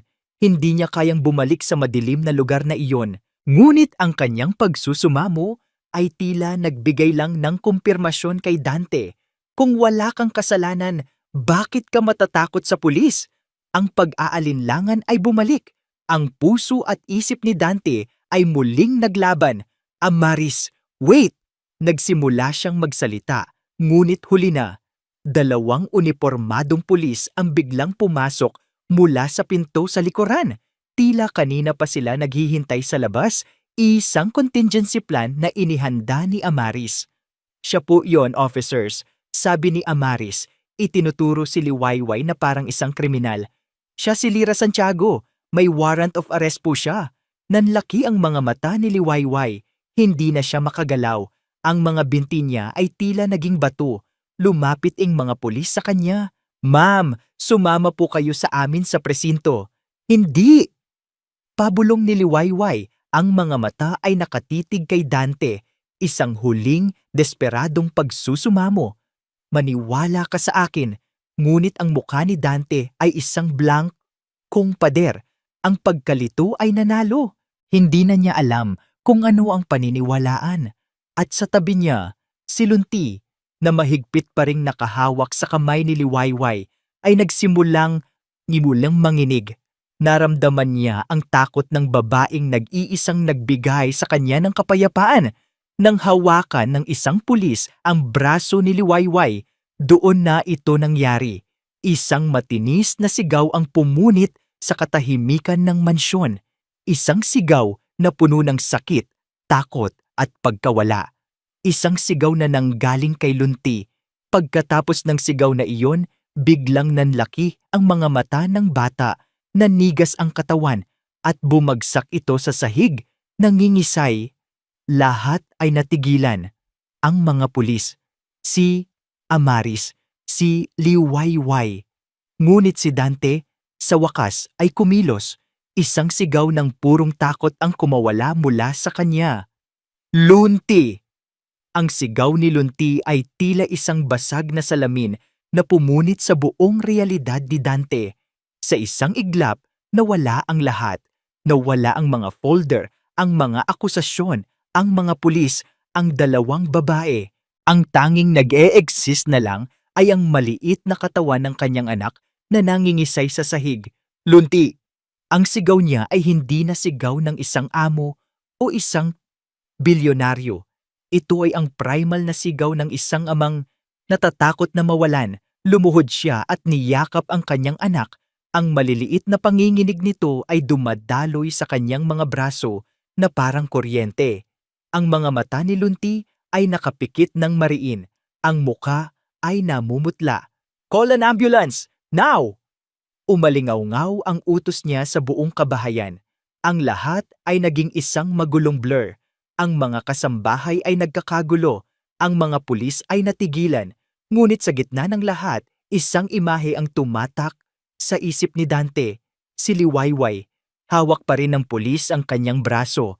Ngunit ang kanyang buong atensyon ay nasa bata. Ang kanyang mukha ay isang maskara ng purong pag-aalala at sakit.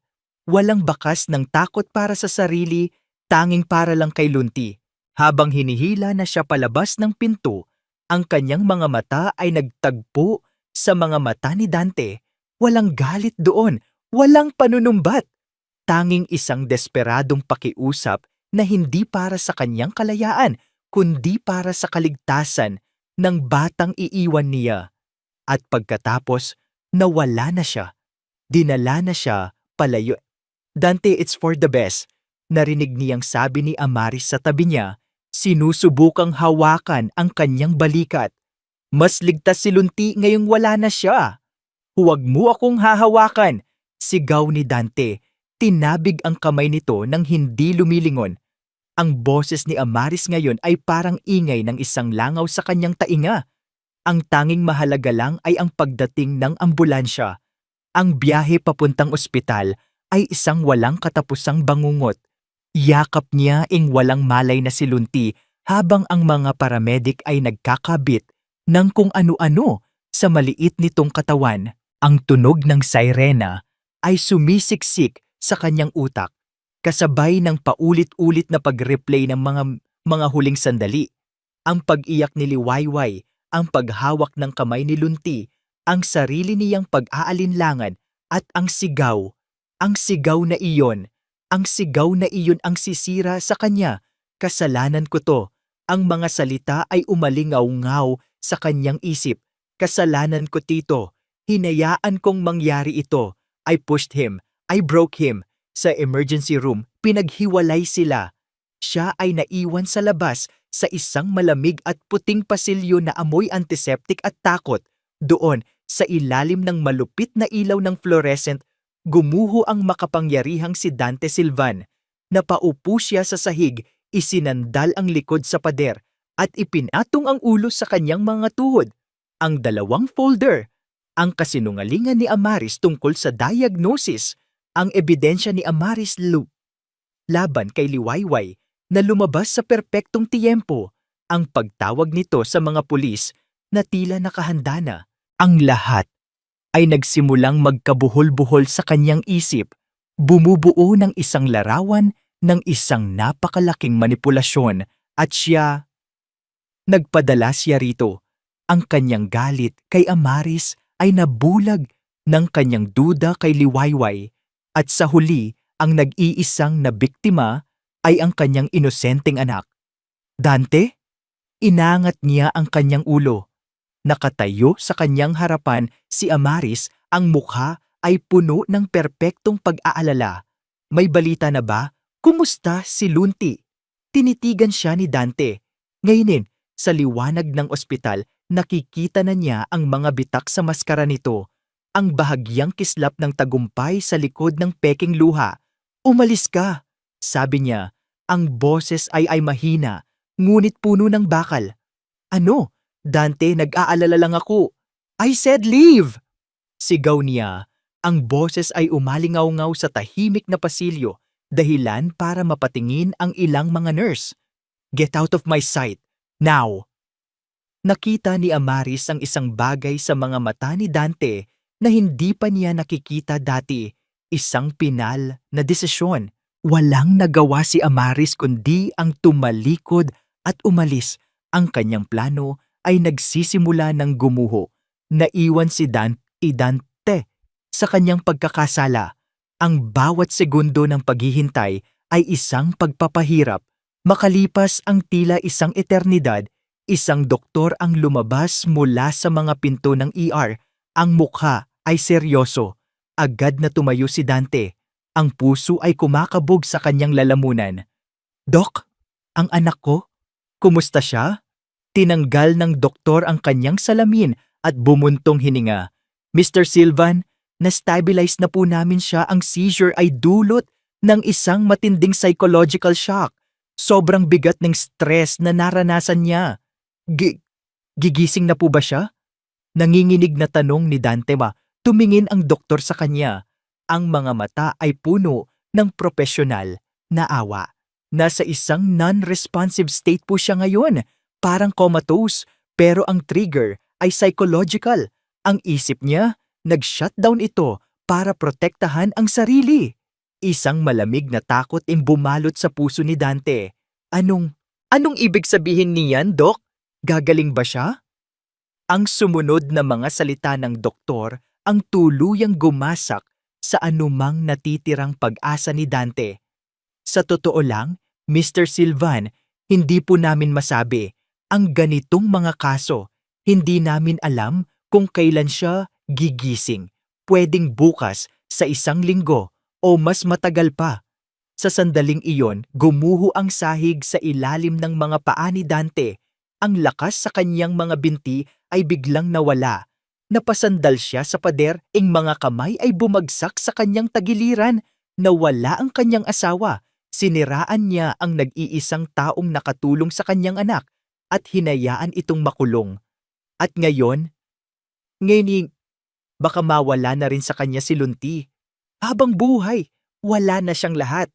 Ang mga unang oras sa tabi ng kama ni Lunti sa pribadong silid ng ospital ay ang pinakamahabang oras sa buhay ni Dante. Nakaupo siya roon, hawak ang maliit at walang buhay na kamay ng kanyang anak, pinapanood ang mabagal na pagtaas at pagbaba ng dibdib nito na sinasabayan ng mahinang tunog ng mga makina. Ang mukha ni Lunti ay payapa, ngunit para kay Dante, ito ang pinakamasakit na tanawin. Ang katahimikan nito ngayon ay hindi na isang pagpili. Ito ay isang bilangguan. Isang bilangguan kung saan siya ang nagkulong dito. Sa gitna ng kanyang pagluluksa, isang alaala ang biglang sumulpot sa kanyang isip. Ang huling tingin ni Liwayway bago ito kinaladkad palabas. Ang desperadong pakiusap. Ang kwento nito tungkol sa pagiging isang pediatric therapist. Ang biglaang pagkatakot nito nang marinig ang pangalan ni Dr. Alcaraz mula kay Amaris. At ang peklat, sa pag-away nila, sa gulat at pagkalito, may isang bagay na sinabi si Liwayway na hindi niya pinansin. May peklat siya. Peklat? Anong peklat? Sinubukan niyang alalahanin. Si Amaris. May peklat ba si Amaris? Ang babaeng kilala niya sa loob ng maraming taon na laging perpekto ang anyo. At doon niya naalala. Isang beses sa isang board meeting, may nahulog na ballpen si Amaris. Nang damputin niya ito, Bahagyang umusod ang manggas ng kanyang blazer.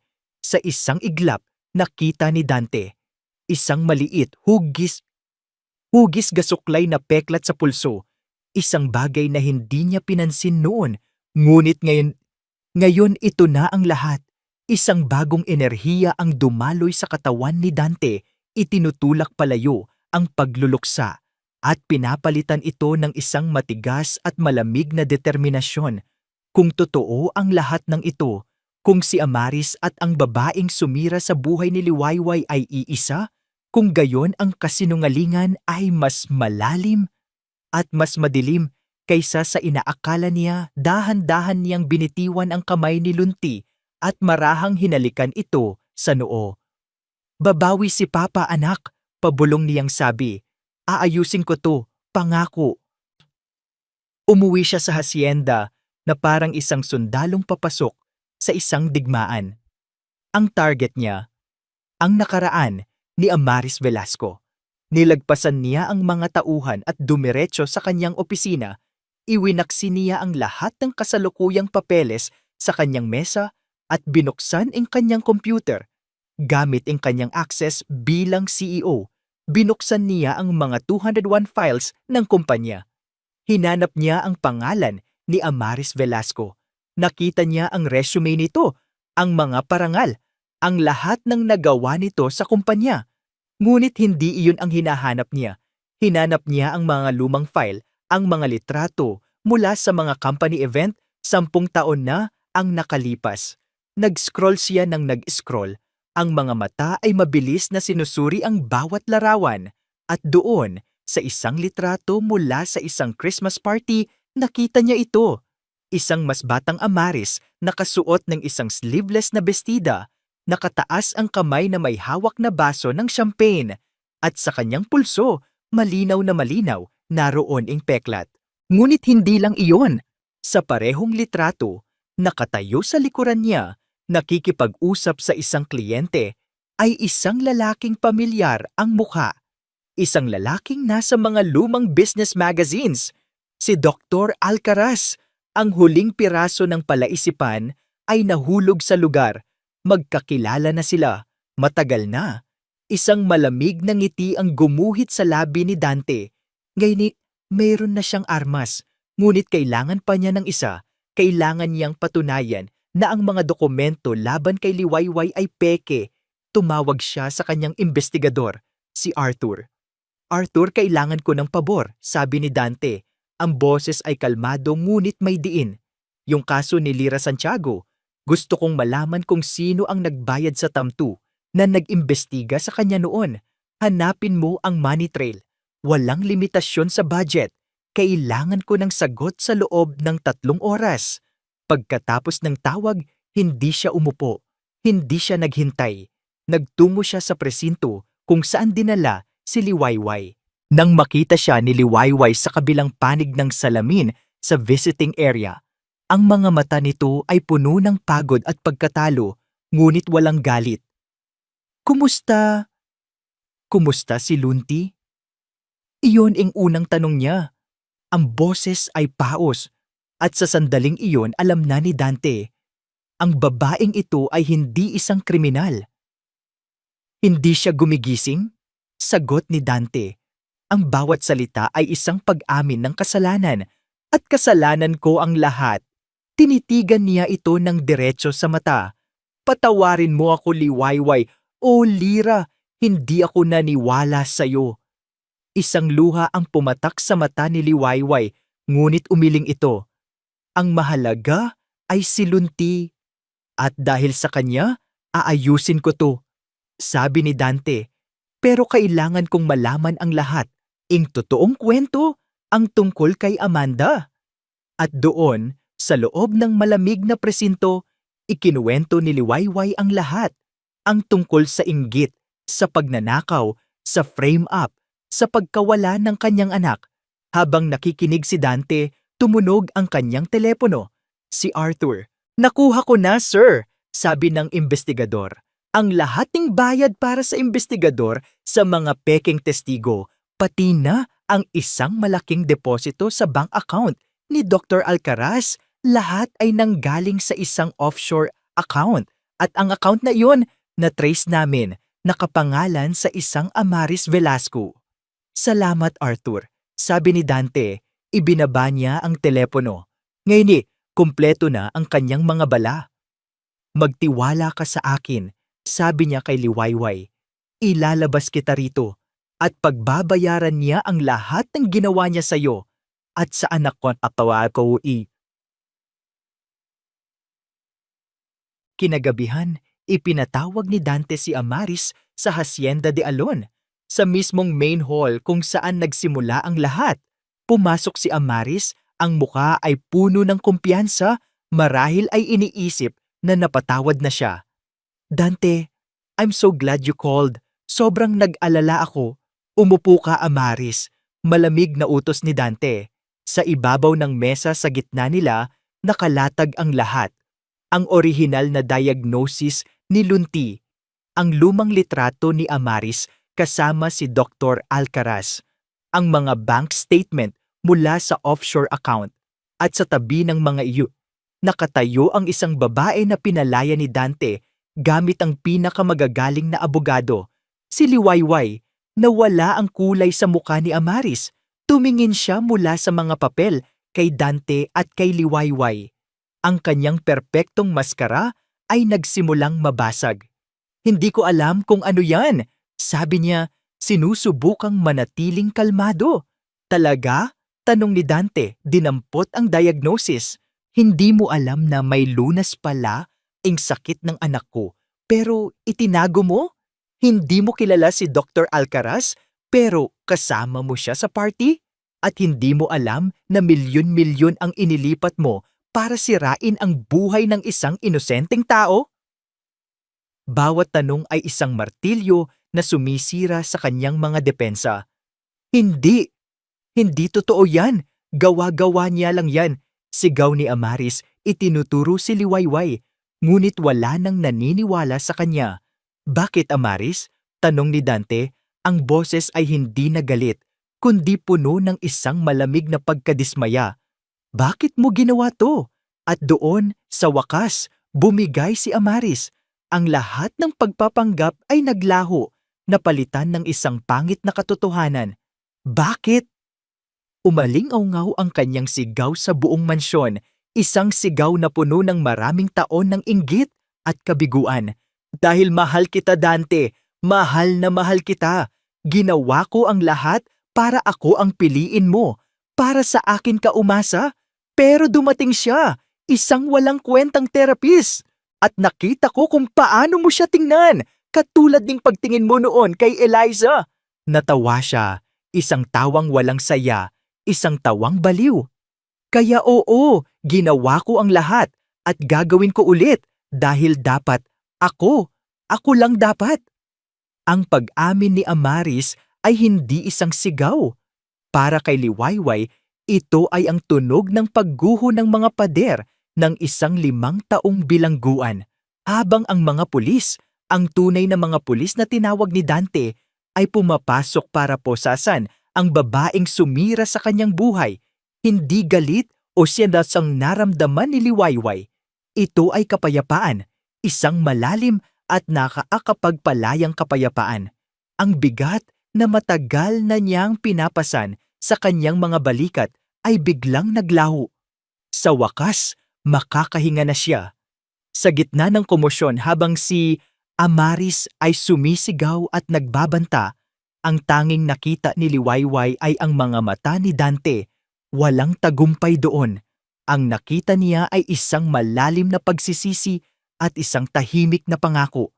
Sa ospital, ang katahimikan ay mas mabigat. Si Lunti ay payapa pa ring natutulog. Hindi alintana ang digmaang katatapos lang ipaglaban para sa kanya. Umupo si Liwayway sa isang upuan sa tabi ng kama, habang si Dante naman ay nakatayo sa kabilang panig, walang nagsasalita. Ang tanging naririnig lang ay ang mahinang tunog ng mga aparato. Lira. Sa wakas binasag ni Dante ang katahimikan. Napatingin si Liwayway sa kanya. Ito ang unang pagkakataon na tinawag siya nito sa kanyang tunay na pangalan. Hindi ko alam kung paano magsisimula, sabi ni Dante. Ang boses ay puno ng bigat. Walang salita ang sapat para sabihin kung gaano ako nagsisisi sa pagdududa ko sa iyo, sa pagpapaalam kong kunin ka nila, sa lahat ng sakit na idinulot ko sa iyo. Dante, malumanay na putol ni Liwayway. Pareho tayong biktima ni Amaris. Ginamit niya ang kahinaan nating dalawa. Tumingin siya sa natutulog na si Lunti. Ang mahalaga ngayon ay siya. Sa mga sumunod na araw, ang silid sa ospital ang naging mundo nila. Salitan silang nagbabantay, ngunit mas madalas sabay silang. Naroon, dalawang anino na tahimik na umaasa. Sa mga sandaling iyon, walang amo at empleyado. Mayroon lamang dalawang taong pinag-isa ng isang layunin, ang paggising ni Lunti. Sa mga gabing hindi sila makatulog, nag-uusap sila. Ikinuwento ni Dante ang tungkol kay Eliza, ang kanilang pagmamahalan, at ang sakit ng biglaang pagkawala nito. Ikinuwento naman ni Liwayway ang tungkol sa kanyang mga pangarap bilang isang therapist, ang saya sa bawat batang natutulungan niya. At sa unang pagkakataon, ikinuwento niya ng buo ang tungkol kay Sinag, ang kislap sa mga mata nito, ang malakas nitong tawa, ang paborito nitong laruan. Habang nagbabahagi sila ng kanilang mga sugat, hindi nila namamalayan, nagsisimula na rin silang maghilom. Isang gabi, habang nagbabasa si Liwayway ng isang libro, para kay Lunti, nakatulugan niya ito sa kanyang upuan. Ang ulo ay nakasandal sa gilid ng kama. Nagising na lang siya nang maramdaman ang isang malambot na bagay na ikinukumot sa kanya. Pagmulat niya, nakita niya si Dante.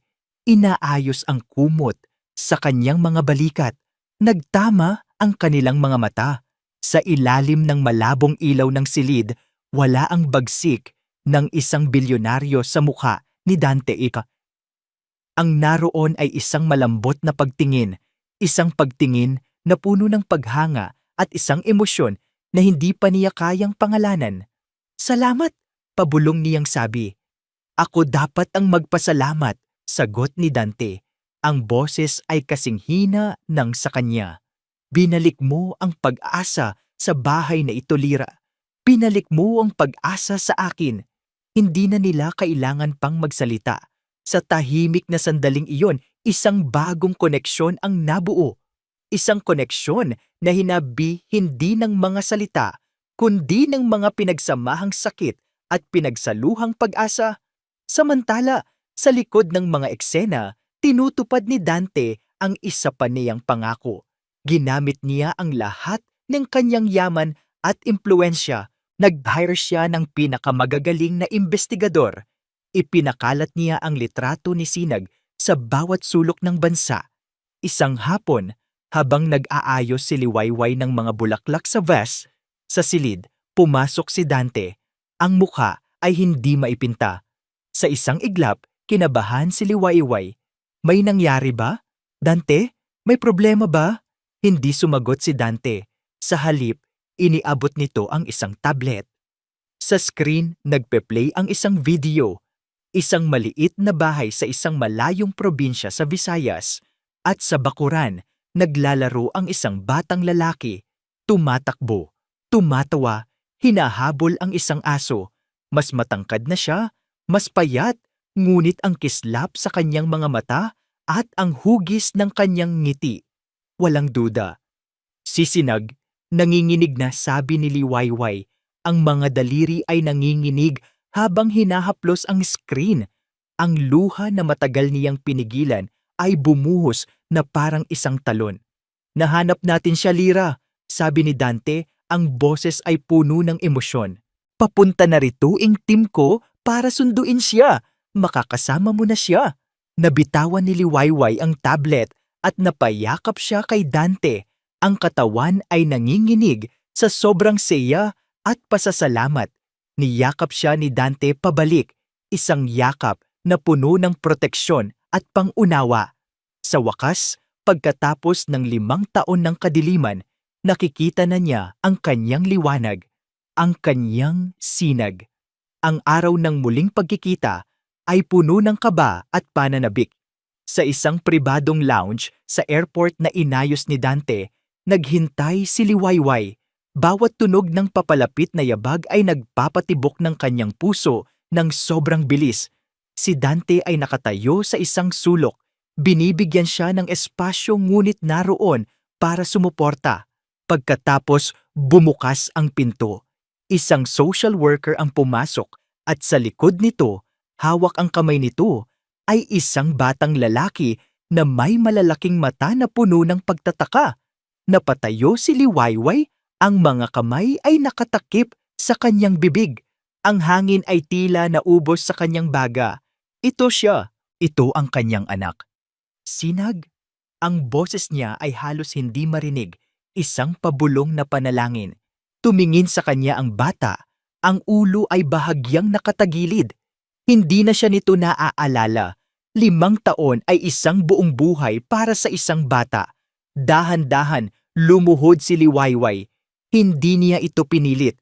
Hindi niya ito niyakap. Sa halip, nagsimula siyang humimig. Ang Oyayi. Ang parehong Oyayi na kinakanta niya para kay Lunti. Ang parehong Oyayi na kinakanta niya para kay Sinag noong sanggol pa ito. Isang himig na nakatatak sa kaibuturan ng kaluluwa ng isang bata. Nakita ni Liwayway ang pagbabago sa mga mata ng kanyang anak. Ang pagtataka ay napalitan ng pagkilala. Isang malayong, halos nakalimutang alaala na dahan-dahang bumabalik. Dahan-dahan, binitiwan nito ang kamay ng social worker. Humakbang ito. 1, 2. Pagkatapos ay tumakbo ito. Mama! Ang salitang iyon na 5 taon niyang pinangarap na marinig ay sa wakas ay umalingaw-ngaw. Niyakap ni Liwayway ang kanyang anak. Ang mga luha ng saya ay dumadaloy ng walang tigil. Hinaplos niya ang buhok nito, ang muka, ang maliliit na kamay. Siniyasat niya ang bawat pulgada nito, tila binabawi ang mga taon na nawala sa kanila.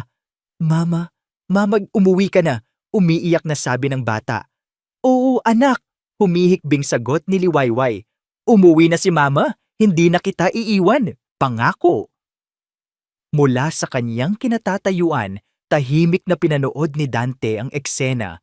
Isang ngiti ang nasa kanyang mga labi, ngunit ang kanyang mga mata ay puno rin ng luha. Nang gabing iyon, sa isang malaking anunsyo, inilunsad ni Dante ang Pagtahan Foundation.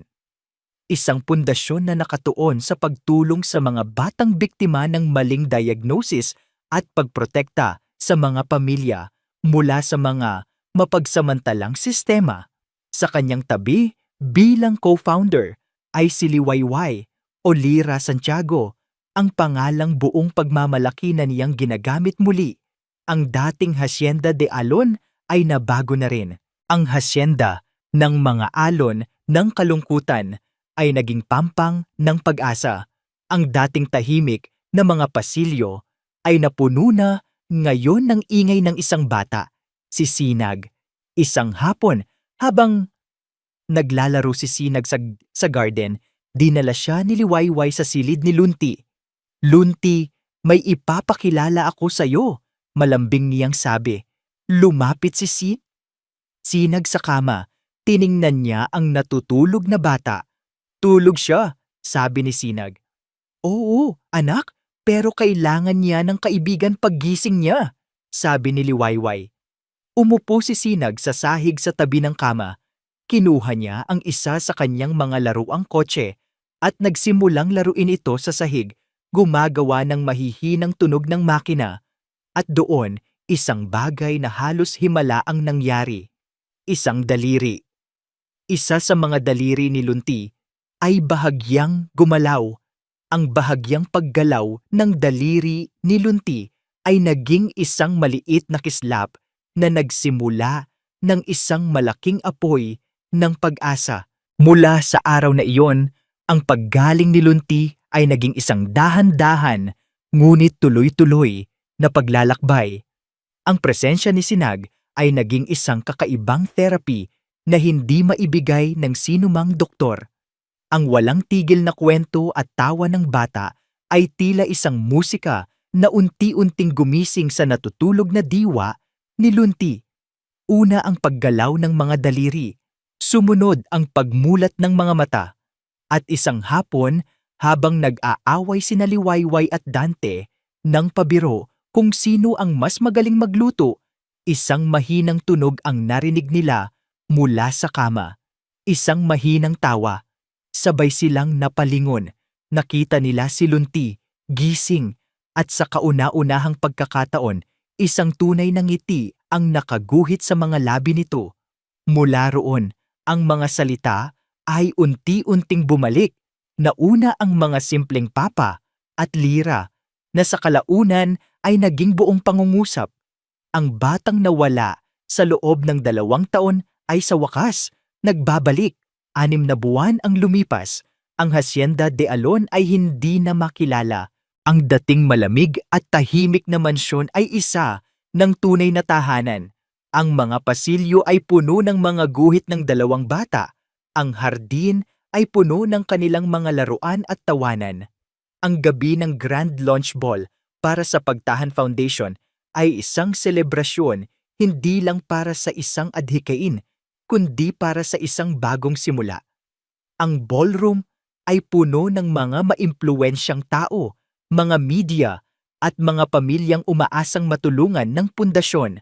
Nakatayo si Liwayway sa tabi ni Dante malapit sa entablado, nakasuot ng isang simpleng, ngunit eleganteng gown. Hindi na siya ang babaeng nagtatago. Siya na si Lira Santiago, isang tagapagtatag, isang ina, isang babaeng buo muli. Hinawakan ni Dante ang kanyang kamay, isang kilos na naging natural na sa kanila, at ngumiti. "Handa ka na?" Tanong ni Dante, ang mga mata ay nagniningning sa paghanga. Tumango si Lira. Basta't kasama kita." Magkahawak kamay silang umakyat sa entablado sa gitna ng masigabong palakpakan. Nagsalita si Dante tungkol sa misyon ng pundasyon, tungkol sa kahalagahan ng tamang diagnosis. Pagkatapos, ibinigay niya ang mikropono kay Lira. Huminga ng malalim si Lira at tumingin sa mga tao. Ang bawat bata ay may tinig. Nagsimula siya. Ang boses ay matatag at puno ng damdamin. Minsan, ang tinig na iyon ay malakas at malinaw. Minsan, ito ay isang bulong. At minsan, ito ay katahimikan. Ang trabaho natin bilang mga magulang at tagapag-alaga ay ang pakinggan silang lahat.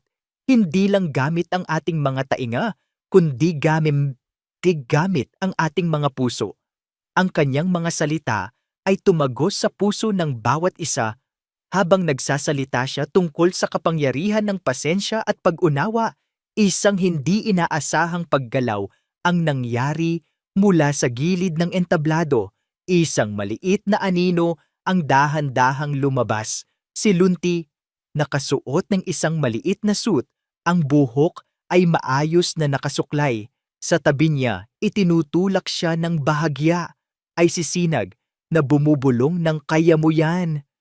Napahinto sa pagsasalita si Lira. Ang buong ballroom ay natahimik, ang lahat ng mata ay napunta sa bata. Maging si Dante ay nagulat. Hindi ito kasama sa plano. Naglakad si Lunti papalapit sa kanyang mga magulang. Ang kanyang mga hakbang ay hindi na nanginginig.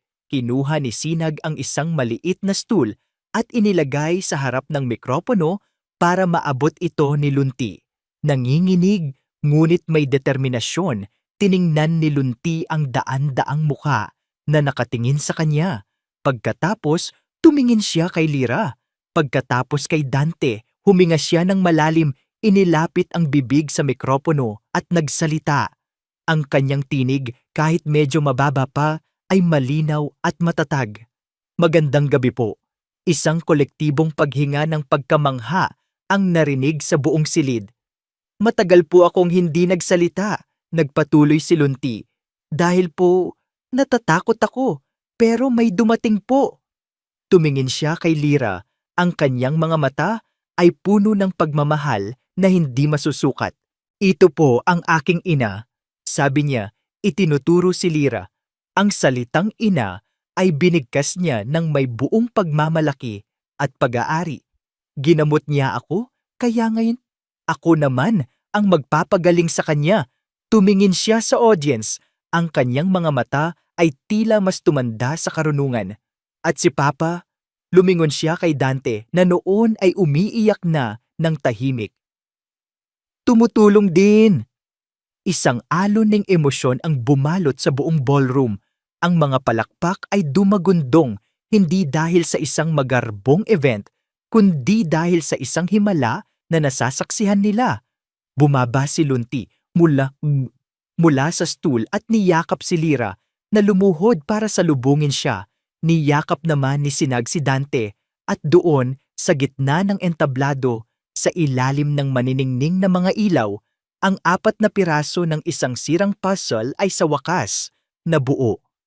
Isang bagong pamilya, hindi pinagbuklod ng dugo, kundi ng mga pinagdaanang bagyo at ng isang pag-ibig na natagpuan sa katahimikan. Habang nagpapatuloy ang palakpakan, hinawakan ni Dante ang kamay ni Lyra. Ipinagsalikop niya ang kanilang mga daliri. Sa mga mata nila, isang pangako ang binuo. Isang pangako ng mas marami pang umaga, mas marami pang tawanan, at isang hinaharap na sila ang magsusulat ng magkakasama. Ang dating bilyonaryong nawalan ng lahat ay natagpuan ang yaman na hindi kayang bilhin ng pera. Ang dating babaeng tumatakbo ay sa wakas nakahanap ng isang tahanan, at ang 2 batang nasaktan ng mundo ay natagpuan ang lunas sa isa't isa. Ang tinig ng puso sa wakas ay narinig. At dito po nagtatapos ang ating kwento, mga minamahal naming tagapakinig. Isang kwento na nagpapatunay na ang tunay na paghilom ay nagsisimula hindi sa paglimot sa nakaraan, kundi sa pagharap dito ng may tapang at pagmamahal. Ang aral ng kwento natin ngayon na natawan ay simple lang. Ang pinakamalakas na tinig sa mundo ay hindi ang pinakamalakas na sigaw, kundi ang tibok ng pusong handang makinig, umunawa at magpatawad. Maraming salamat po sa inyong walang sawang pagsubaybay sa Ang Tinig ng Puso. Naway may napulot kayong aral at inspirasyon sa paglalakbay ni Dante, Lyra, Lunti, at Sinag. Kung meron kayong mga saloobin or komento tungkol sa ating kwento, huwag po kayong mag-atubiling i-share sa comment section sa ibaba. Anong uri naman ng kwento ang gusto ninyong marinig sa susunod? Hindi dito nagtatapos ang ating paglalakbay. Marami pa pong kwentong kasing ganda at mas puno ng aral dito sa aming channel. Kung nagustuhan niyo ang kwentong ito, i-like, i-share sa pamilya at mga kaibigan, at mag-subscribe na rin para lagi kayong updated sa mga susunod pa naming kwento. I-click na yung notification bell para kayo ang unang makarinig kapag may bago kaming upload. Pagpalain po kayo ng Panginoon, kayo at ang inyong buong pamilya. Hanggang sa muli. Pusong muling umiibig,